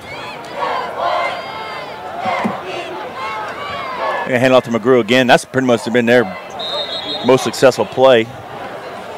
No gain. Zachariah Blake ran into the game, almost looked like he was running and almost like he hit it in motion. He was trying to get there to the defensive end, outside linebacker position. He got there and they snapped the ball. He almost hit it with a full head of steam. He did hit it with a full head of steam. That was nice. He kind of pushed that guy back a good bit. That was nice. Gordon, I know the Patriots up big, 29-3. What's the attitude, the atmosphere on the sideline? The boys still in it? I mean, good positives. You seen young guys? Same it's been all year. There's confidence, and everybody's paying attention to what's going on. Yeah, it seems to be this is a special group this year. Nickel rolls near side, fires a pass, and it'll be, I believe, caught. Oh. Holy man, he caught it. Yeah, I didn't know if he got out of bounds, but got his foot down. That's going to be number 7, Jordan. Did a good job of sliding he was going to catch it, and obviously got his foot down and made the play. But Kevin, you know, games like this are really, they don't get old for the older guys, because you want to go in there and play your game, then you want to see those young guys get in there and try to impress you. The young guys are in the game because they know they might get in. So games like this, I think, have always been a lot of fun to play in. But you know, the defense, first team defense for this first drive in the second half, we got to be able to plug them up, get the offensive ball back. Yep, ball on the 29-yard line, 1st and 10, Eagles. Split trips to the left. They'll stay in the shotgun. Nichols calls for the ball. He'll hand it to McGrew, goes to the left, comes back near side. Broke the tackle of Jane, but then. That's Barfield. Yeah, Barfield got him. Zachariah Blake falling on in top as of the well. ball. Yep. Now we're just going to game a little slow. I'd like to try to identify more of those guys. I didn't do a good job this year IDing the defensive guys, but let's give them the credit. They've been salty all year long. They really have. And Zachariah Blake, number 90, he's a big, strong kid. He throws the javelin in track, and he's 6 foot, 225-pound junior. He'll be back again next year. He's one of those guys you shake his hand. Yeah. You know, you can really feel he's a strong kid. So he's just another addition to have again coming back. Gain of 4, 2nd and 6. McGrew gets the handoff again, breaks a couple tackles. And he might have a yard. Number 99 in on that tackle. Let's give him credit as well. Joseph Krieger. No gain at the 33-yard line. Kobe Ogeron checks out. He's 6'6", 255-pound senior. And you said he's going to play offensive line at Tulane so this next will be year. his home field, yeah. Yeah, which is great. I tell you what, I saw him before the game, and he is a big kid. 6'6", some big long arms, and the way he moves his feet as a defensive lineman and how athletic he is, he's probably going to be a heck of an offensive lineman. He'll stay close to home and we'll be able to watch him. 8-10 and counting. This is the opening drive of the third quarter. The Patriots lead the Eagles 29-3. They'll line up with 3 receivers near side, 1 to the right. And Nichols under pressure, gets the ball off, but though it's incomplete, not a sack. Credit the quarterback pressure there. Let's identify that defender. Is that number 48? Is that Angelo? Yeah. It looks like there was an illegal shift on the offense. And well, if I had Angelo come up like that too, I'd shift illegally. No doubt about it. No doubt about it. I might cry for help. 7:57. They actually do stop the clock, so let's see. Yeah, it's going to be stopped now, so we're not going to have that mercy clock rule yet. All right, now we're forced to punt. So deep for the Patriots will be Joel Taylor. He'll be the far side halfback, and looks like Corey Wren the near side. They're going to stand at the Patriot 35-yard line. Decent snap. Leonard boots it. A little wobbly kick for him. And Wren lets it go. And it's going to be rolling back around the 20-yard line. So the Patriots will have it 1st and 10 of their own 20 with 7:45 to go in the third period. I thought initially that was going to be one of those that he tries to pick up, but that's one of those slow, kind of low rollers, as well as a fast low roller. So sometimes that thing will play tricks on you. So a good job of him just getting out of the way. We're going to get it on our 21-yard line. It looks like Colin Guggenheim is going to check back into the ball game, and our starting offenses try to go to work. Probably one drive and it'll be done. One and done.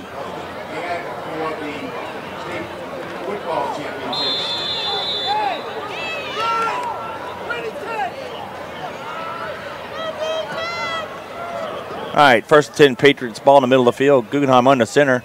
Comes near side, hands it off to Crum. Crum fights hard, 25. Still keeps his legs moving, and he's going to be wrestled down to 27-yard line. Gain of 6. Good job. Nice physical run right there by Chauncey. Danny, last week there was a crucial 3rd and 7. And we ran the ball, same play, inside veer. And usually, if there's no blocking, you're not going to get anything. There was little blocking because Romo had so many guys in the box, but we had to credit Crum. He got 8, and it was all him. He just refused to go down. Sure was. And he fought hard for every yard. Gain of 7, 2nd and 3. Ball to near hash mark. Will come near side again. Crum takes a handoff. The ball's on the ground. They scooped it up on. The guy can't even score. He tripped on his own feet. But the Eagles will have it 1st and 10 at the Patriot 21. And that's our first fumble outside of a pitch or bad pitch in forever, which I'm glad to say, because remember we did the Shreveport game, we fumbled at least 5 or 6 times that night, but I tell you I what, can't remember the last time we dropped the ball on a play like that. I don't know what it was, but I'm trying to read some sign language here. It looks like Chauncey said it was kind of it was on his hip. Kind of got the ball on his hip a little bit, and it wasn't all the way into the mesh. You got to seat that thing into his stomach, in between those double arms with that bottom hand free. But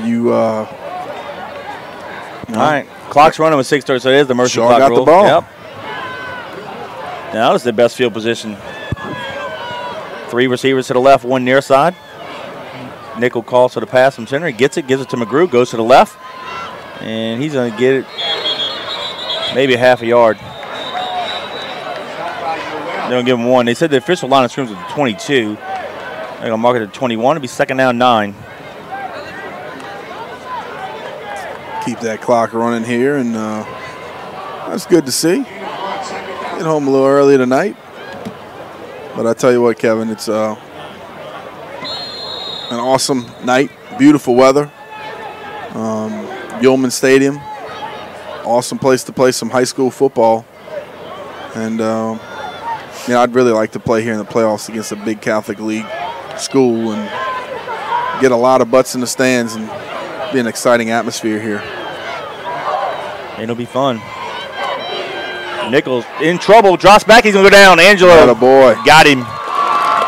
Back at the 30. Loss of 9. Yeah, Kevin. Go ahead, you go that first. That time we brought pressure off the backside with Dominic Brown, and I think the quarterback saw it, knew that he couldn't escape, and kind of just stepped into the action, and Angelo was right there to be able to make the big play. Go ahead. We had some big sacks last week at critical times, and Huge. They weren't like a 5 or 6 yard. They were like 11, 18, almost 20-yard sacks at times. Yep. Huge. And I didn't realize until after I read some articles after the game, the last drive that Romo had, there was like 4 or 5 decent runs, 10, 15, 20 yards, some garbage yards. That got them in the plus yard. They finished with 6 yards rushing. Yeah. I didn't know they were negative yards rushing to that point. 3rd and long. Nichols rolls near sides, in trouble again. He goes down. Wow. At the 44. That's some of the big chunks. Angelo and looks like Valentine. Valentine got him first. Now, I'll tell you what, man. They moved to the 43. Valentine says he's 6'1", 205 pounds. I saw him before the game. He looks a heck of a lot bigger than that also. He looks bigger than 205, but he's a speedster. He can run on the outside also. And he was right there with Angelo. Good job of making a play. And, Kevin, talk about a difference in field position.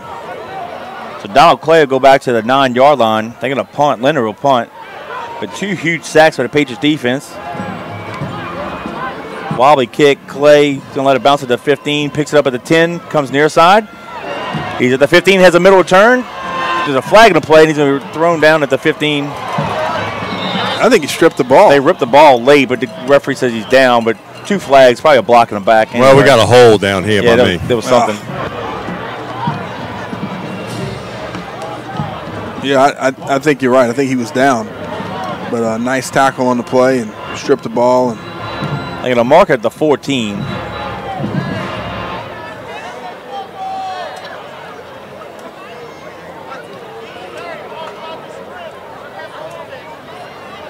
Holding on Shaw and holding on us. Offset. Do it again. And that's odd that a holding on Shaw down and this end of the field. Or where's their flag over here too? No, we're going to have to re-kick. Is that what they're doing? Yeah.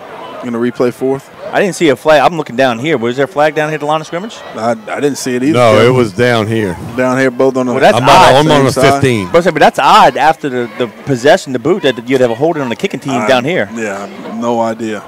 Yeah, the middle judge called it. You're all right. The way in the back. It wasn't around midfield. We didn't see any yellow on the ground, so all right, strange. But guess what? Like we always say, we'll take it. All right, this time Rinsby to the far side halfback, and Taylor will come near side. They're going to stand at the 10. Linder will punt it again. Wobbly kick. We let it hit again, but this time Taylor fields at the 10, breaks a couple tackles. He's at the 15, and he's fighting hard to the 19-yard line. Good job. 3:31 to go in the third. The Patriots will have a 1st and 10 to throw 19. Fielded it in a little bit of traffic and secured it and spun off and got some good positive yardage. Got us the ball back on a 19-yard line. A good punt by that young man. And Collins checking back into the game. We gotta get some points, Kevin, so we can get these guys off the field.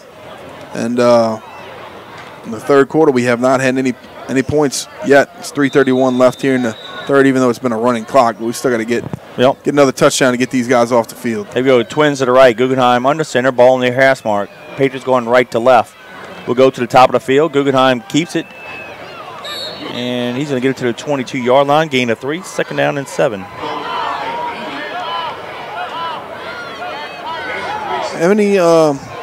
Have any other guys committed anywhere this year? I mean, it's kind of been one of those years we haven't heard a lot lately. Just Clay to SMU and Ozier on the Tulane. Ozier on the Tulane. The ones, the two that I know.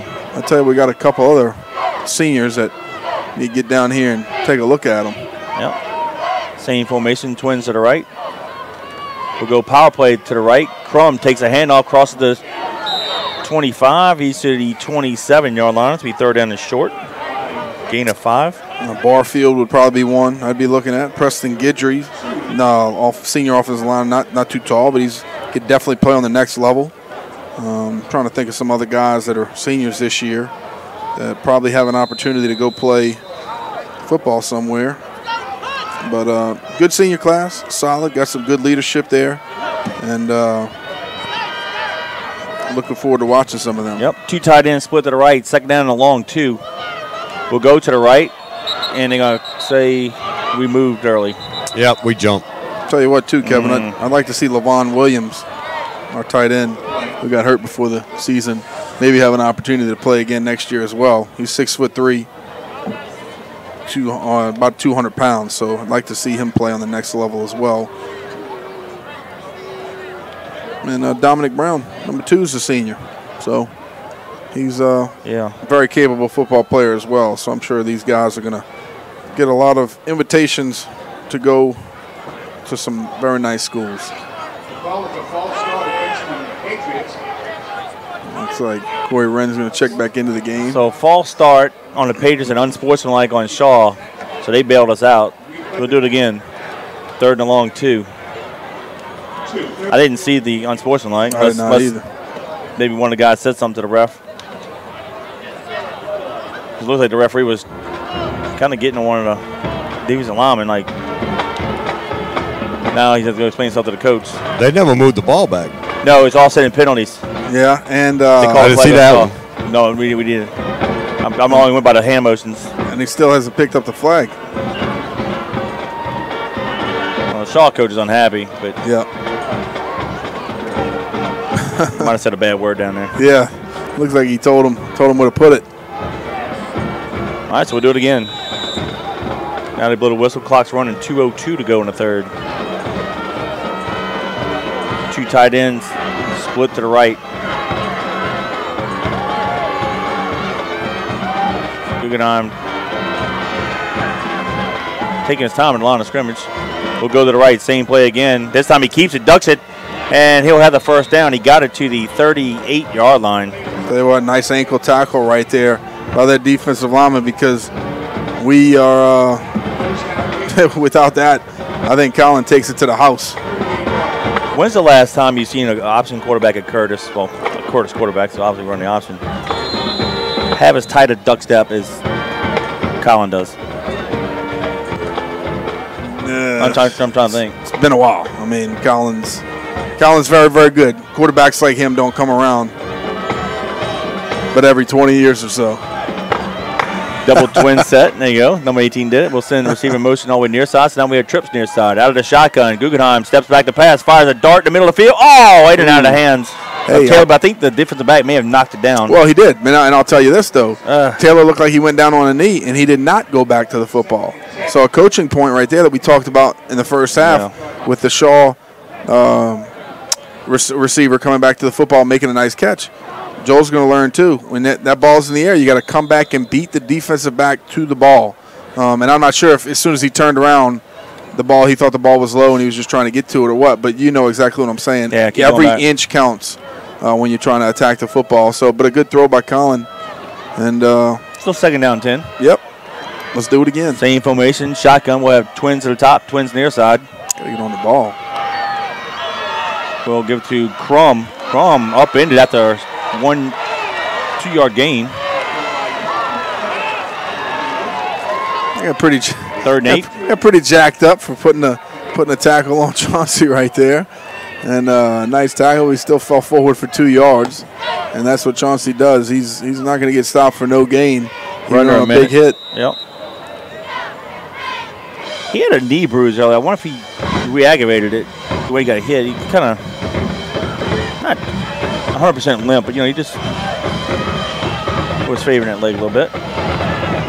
We'll stay in the same formation, double twins, shotgun formation. Colin gets the pass from center, a little low, steps up, there's a holding call, caught by Williams near side. He might be right at the sticks, but let's see. Got to be holding where the referee threw it. Personal foul. Oh, blow to the head on us. So I guess he said a lineman had a hand to the face. Yeah, hands to the face. I tell you what, Kevin, at the top of the field, I really thought that their defensive end jumped off sides. But he got a great jump at the top of the field, and I'm not sure if that's what caused it. Our guy reached up and had to get his hands on him. But, that's puts us in a tough situation. But you know what? Ball back to the 21. In a game like this, I kind of like it, Kevin, because you're forced to kind of be able to block up front, be able to hold your blocks, let the receivers get down the field as long as you can hold your blocks, and let Colin be able to read it. Maybe set up some different formations here like double twins and such. But let's see what we have here. Third and a heck of a long way. Have to get it to the 48. Regular base to set. The 21. 8 seconds. It'll be the last play. Let's see if he snaps in time. 4 seconds, 3 seconds, 2, 1. He does. Guggenheim back to pass. Throws it far side of Taylor. In and out of his hands. And that's going to be the last play of the third quarter. And we'll punt it to start the fourth. So after 3 quarters of play, the John Curtis Christian Patriots lead the Shaw Eagles 29-3. Well, we want to be able to do better than that, Kevin, offensively. But, penalties will kill you. But a good job of Joel Taylor trying to lay out and make that play, but that was obviously way too far downhill of a throw. And, hey, why not give another shout-out? Do it.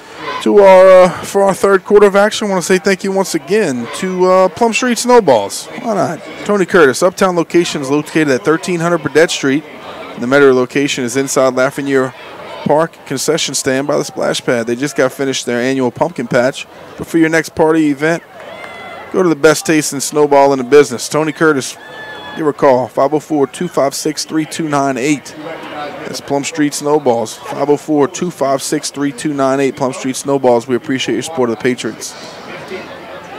Jet Services LLC, 491-96 All right, Danny, for most parts, defense we're playing, they're used to playing against the run-pass option offenses. Where does our pass and attack rank? Ask me one more time, buddy. I'm sorry. All right, for the most part, defenses we face are used to playing those RPO offenses. Where does our pass and attack rank? Oh, I think our passing attack's pretty darn good. And I'll put it to you this way. I think if – go ahead. I'll let you do this first. Wow. Unloads a beautiful kick. And be fair cart at the Shaw 38-yard line. So definitely McCready flipped the field on that one. Go ahead. You and I both practiced throwing the ball, catching the ball a lot when we played. We just really never took the opportunity to throw it that much. I think we're with the capable receivers and quarterback that we have and understanding that sometimes you have to mix it up a little bit in the game. I think we do very well throwing the ball. The thing is, we don't have to throw the ball because we are so effective at running the football. And our quarterback can run the football as well. So you have really a triple threat in the backfield at all times. But if we had to throw the ball a lot, let's say we had to be a 50% throwing the ball team, I think we'd be pretty darn good at it because I think we have those specialty players this year to be able to do that. Give a shout out to the Faubackers. They'll probably send us earlier in the game. I'm just catching now, watching at Gabby's volleyball tournament at Jefferson Playgrounds. We appreciate you guys for checking in. 1st and 10, Shaw. Then now going right to left. 11:30 in counting near in the 4th quarter. They hand it off to a new running back, and he gets 2 yards for Zachariah Blake. Wrestled him down. Number 48. That's his first carry of the night. Blake Billiot. That's some funny numbers, man. Yeah. 48 running the ball. I guess that's like an old fullback number, though, right? Yeah. But I tell you what, the Patriots fans still showed up in support tonight, Kevin. Obviously, it was senior night, and then the young kids came out here and sang "God Bless America" and the alma mater, and it was nice to see them out here. And what a beautiful night it is. Yep. Trip to the top of the field, split near side. They fake it to Billiot. Nichols in trouble, and he goes back. Blake got him at the 29. And that was Amir Phillips, Zachariah Blake, and also Joseph Krieger on the stop. Big time loss for them. And it's going to push them back. Looks like about 3rd and a mile. 18. 19. 19? Well, 18. Now they moved to the 30-yard line. They have to get to the 48. 10-15 and counting. Those are the kind of sacks, that one and the 2 on the previous job that we got last week in Rome, and they were big. Yep. And with our type of rush, and like we talked about personnel before at the receivers, with our personnel that we have defensively, we could play like that all the time. Nichols avoids a sack. He's in trouble. Blake giving chase. Throws it down the field and in and out of the hands of Barber. They call interference on us. And that's number 20, Craig Gullung, in coverage. He's a sophomore, 5'7", 155 pounds. And got to hand it to that quarterback, Kevin. He got out the pocket. Zachariah Blake was in pursuit and got rid of it. At least gave his guy a chance, and he went up and tried to get it. But our guy, looked like he kind of held on to him a little bit, didn't get his eyes turned to the ball. And that's going to be flag every time. The call is pass interference against the Patriots. So now to move the ball to the 45, but it's not going to be enough for a first down. No, it's 3rd down. Yep, 3rd and 3.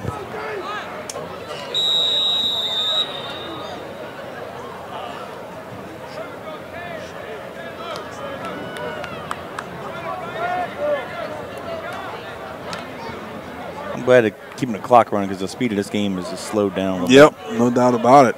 Well, we just haven't had those offensive points that we're used to seeing.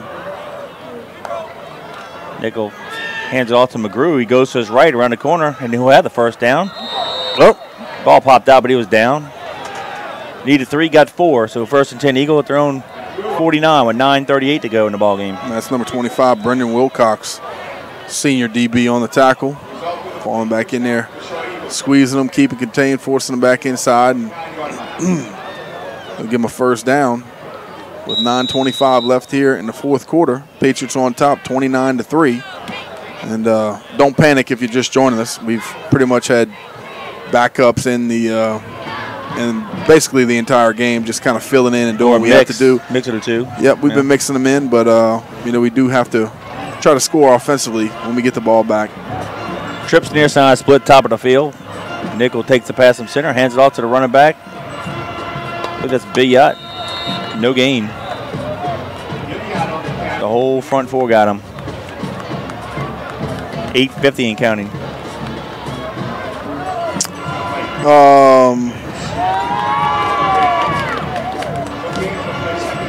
What do you think about the game tomorrow, big guy? The old Bama LSU matchup. I think the Tigers have better than a fighter's chance, a puncher's chance.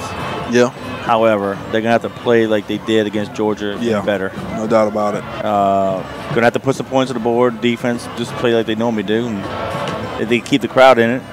But they pretty much worked Georgia over, though, to be honest with you. Yeah. They dominated that game. They won't dominate Alabama. Oh, there's no doubt they won't. But if they can play like that. I like the Tigers' chances, and I feel good about it. Honestly, I think the Tigers win by 3. Really? Yep. Jordan catches the ball, needs to be thrown out of bounds at the short game to the Patriot 46-yard line. When we leave, I might take that bet. All right. I mean, for those, Bama fans, that's 45-yard line to say they're going to hang 50 on LSU. That's not going to happen. Yeah, I don't know about that. It's going to be a heck of a game. I tell you what, it's a great lineup this weekend. We got LSU, Alabama, and then the Saints play the Rams on Sunday. So they got some hot tickets in New Orleans this week, or in the state of Louisiana. So it's a good weekend for football. Yep.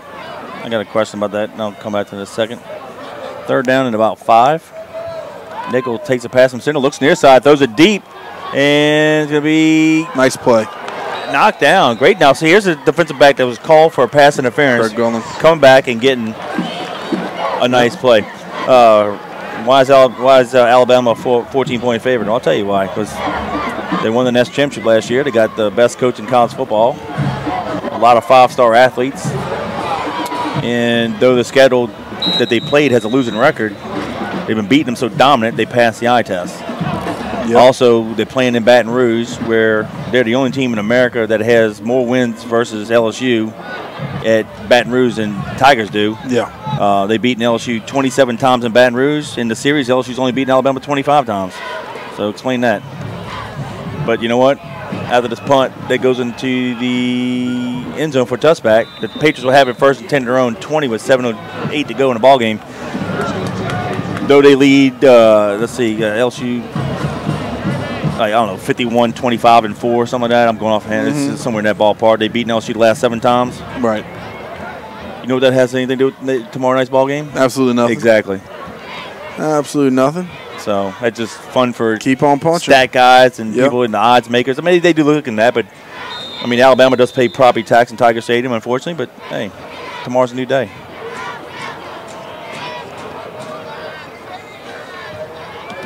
.658 and counting. Googs surprisingly still in the ball game. Ball's at the 20-yard line. Power play far side. August Berry puts a move on it, and then he's going to break 2 more tackles, and he's getting to the 46-yard line. Nice job. Gain of 26. I'll tell you what. I'm glad to see August get the ball, Kevin. Me too. He showed us a little bit this year. He has. He obviously isn't in the starting mix at 5'7", 170-pound senior, but when he gets his hands on the ball, he does something with it. So you got to give him credit. He's done a great job for us this year, filling in and running the ball. What's the spread tomorrow? 14? Yeah. I think they cover. It's possible. I think the Tigers win by 3. I'm sticking to it. Guggenheim back to pass and overthrows Williams. And I'm gonna keep my purple and gold glasses on too. I think he got his foot stepped on, Kevin. Yeah, he got it stepped on. Got to get your elbow up, finish through that throw. That thing soared high, but I don't like him coming up. Not looking so great. Come on, get him out the game. Going in. There he is. Come on, get him out the game. And I'm only going to say this because it's funny and coincidental, but remember that time when Bobby Boucher showed up at halftime and they won the Bourbon Bowl? That's right. Well, Devin White will show up at halftime. He's a secret weapon. No, it should be a good ball game, though. Looking forward to it. It sure, it will be. Draw play. Barry goes to the left, crosses midfield, fighting hard to the Eagle 46-yard line. Nice run right there by Barry. Chelsea Crum, Corey Googs Wren. just needs to sit down the rest of the night. We don't need him in the game. Yeah, not at all. Not at all. Good news is, hey, we got 2 weeks before we play. Yep. Nothing serious. I mean, you get stepped on, it hurts. Mm-hmm.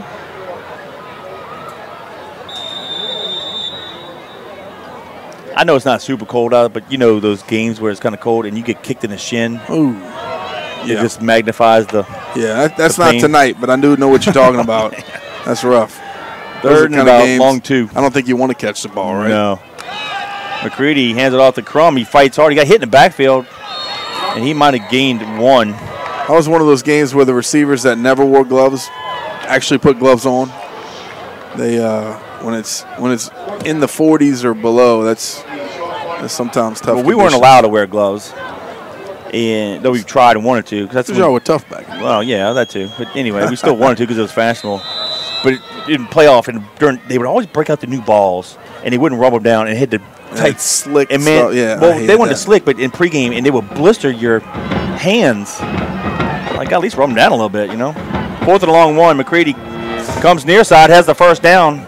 Not getting to the ball, 41. Kevin, from the center. He bobbled it. And bobbled it and almost missed the mesh point there. Came out a little funky, so. But he got the first down. Get with our center. They're going to run in 5 new linemen. They're going to check out. I'm going to call them here, Kevin. 68, 64, 76, 75, and 59. 59 is John Drake. Pizzolato, 68. 64 is Joseph Dalfaries. Yep. And we've talked about Preston Guidry and Pizzolato. First and 10 Patriots. It's going to be a draw play. Wren gets it, and he crosses the 35 to the 34-yard line. All right, here's a question for you. Who do you want, Georgia or Kentucky, to win the East? They play tomorrow night. I want Kentucky to win just because, you got to root for the underdog. Kentucky's never in the hunt, so I like them. I mean, obviously they have one of the best defensive ends in the country, one of the best running backs in the country, and I like their running attack. I think they've played exceptionally well this year. You just never see Kentucky in the mix, so I want to see them. I got some interesting stuff about Kentucky. I'll tell you in a second. Power play near side. The running back, I believe that's Quinn. Got it to the 29-yard line. And being a Curtis grad, this is kind of the other side of the coin for me to say this, but I don't really always like to see the same people win. Besides Curtis, I don't pull for the New England Patriots. I don't really pull for Alabama. I want to see. I like when Boise State creeps up into the college ranks and they can make something happen. I like when different teams go in there. So this year with Kentucky, I really like for them to have the opportunity to get in there and get in the mix, and they're playing well. Under 3 minutes. I'll come back to that in a second. 2:56 and counting. First and 10 from the 30. McCready goes to his left, and he keeps it. Across the 25 to the 24-yard line. All right, so Kentucky actually is legit in football for the first time in forever. Now, I don't have no notes in front of me, so I'm not cheating here. And you can say no, not. The last time Kentucky won the SEC, you know when it happened? In football. Football. Yep. 1931. Nope. 1950. You know who the head coach was? No. Paul Bear Bryant. Oh, no wonder they won it. You know who the quarterback was? No. Babe Parilli. You know where they went to the bowl game? Sugar Bowl. Yep, right here at Old Tulane Stadium. All right, here's the play. 2nd down and 5. I got a few more coming at you. Taylor in the quarterback hands it off. No, he kept it. No, he kept it. So he got pushed back. I thought he gave the running back. Maybe 3rd down. Yeah, they played Old Tulane Stadium pretty much right where we're sitting here. The original Sugar Bowl. 3rd down, 5 from the 25. You know who they beat in that Sugar Bowl?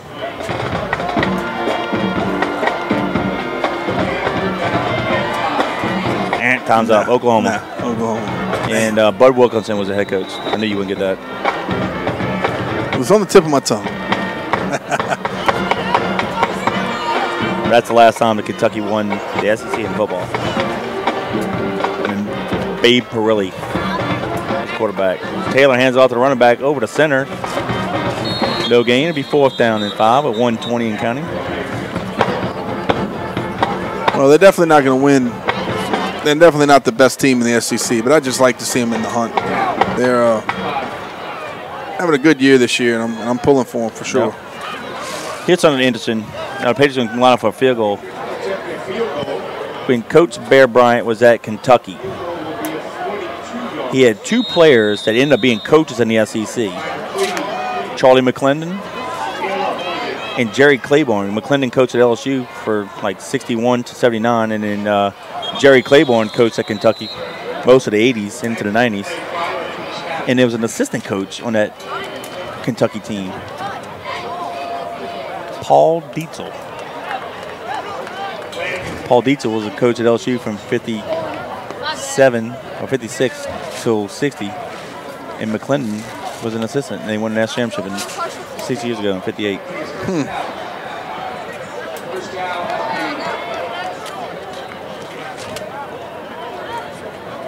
44 seconds to go. 4th down and a foot. Clock's running. We'll have to run 1 play. Come on, let's get out there. Go score. We might nail it. Who knows? This will be it. Oh, we might not, just so we can run it out. 4th and 6 inches. Yep, go get it. 2 tight ends split out far to the left. Taylor at quarterback. Quarterback sneak. And he has it. And that'll do it. 18 seconds and counting. That's going to be the ball game. Yep. We want to run another play. Now they stop it for a second. Run the clock, big boy. Come on, man. Keep it rolling. There you go. We don't need to run another play. And we're just staying right there in the huddle. 10 seconds. We'll count it down. 7 seconds. 6, 5, 4, 3, 2, 1. And the John Curtis Christian School Patriots defeat the Shaw Eagles 29-3. The Patriots are the 2018 Catholic League champions for the 3rd consecutive year. We played in the league 4 years, and we've gone 4-2, 6-0, 6-0, and 6-0. How about that? Not too shabby, huh? Nope. Kevin, for the end of this ball game, got to give a shout out to our premier post-game sponsor, our good buddy Frank Masco with National Temperature Control. They're family owned and operated with over 40 years of experience in keeping people comfortable all over the greater New Orleans area. Frank Masco Jr. and son Frank III are fully licensed and insured. They service all makes and models of heating and cooling equipment. Some of the services are annual cleanings, preventative maintenance agreements, monthly filter changes, indoor air quality, UV lights, sealing and installing ductwork, air grills, bathroom and kitchen ventilation, and even provide 24-hour service. So wake them up, give them a call, 504-467-0440. That's 467-0440, or visit the website at ntcnola.com. Frank Masco, National Temperature Control. They're our premier post-game sponsor once again this year, and we appreciate your support of the Patriots. Real quick, we're going to run through the score and recap, and we'll talk about the future of the football team in the next 2 weeks. Patriots got the opening toss and just went basically 2 plays, 57 yards, taking 44 seconds off the clock. Makai Smith, 51-yard touchdown run. McCready added a PAT. The Patriots got on the board early and often, 7-0. Then with 5:22 to go in the quarter, Googs hit one of his first 2 touchdown passes. First one to Williams, a 13-yard pitch and catch. That was a 5-play, 37-yard drive, taking 1:51 off the clock. The PAT was blocked. The Patriots led 13-0. Then with 2:07 to go in the quarter, Googs hit a second receiver in the end zone. This time was Barry for an 11-yard touchdown pass. McCready added a PAT, making it 20-0, and that capped off a 2-play, 17-yard drive, taking 49 seconds off the clock. Then with 9 minutes, 10 seconds to go in the second quarter, McCready added a 31-yard field goal to make the score 23-0. And then the Patriots' last score of the ball, which we didn't know would be the last one of the ball game, was 6:39 to go in the half. Corey Wren ran up the middle for 46 yards. It was a 1-play, 46-yard drive. Officially 20 seconds off the clock, only because they had to run in time. We know it don't take Corey that long to run 46 yards. But Big E came in. He missed the PAT, but the Patriots led 29-0. And after the Patriots had an interception in their own territory at the 42-yard line, Shaw actually went on a nice little drive, but it almost stalled on them, and they were forced after a sack to kick a 24-yard field goal as time expired at halftime. And the clock ran throughout the whole second half. The Patriots had the ball. Was it a little sloppy? Sure, but the clock was running. Hey, it is what it is. Good news is no serious injuries. Patriots are healthy. The Catholic League champions defeated the team they should have defeated. And now we get to look forward to playoff, which is now it really gets fun. That's right. They were who we thought they were, and we came and took care of business, did what we had to do. So 29-3, we finished it out.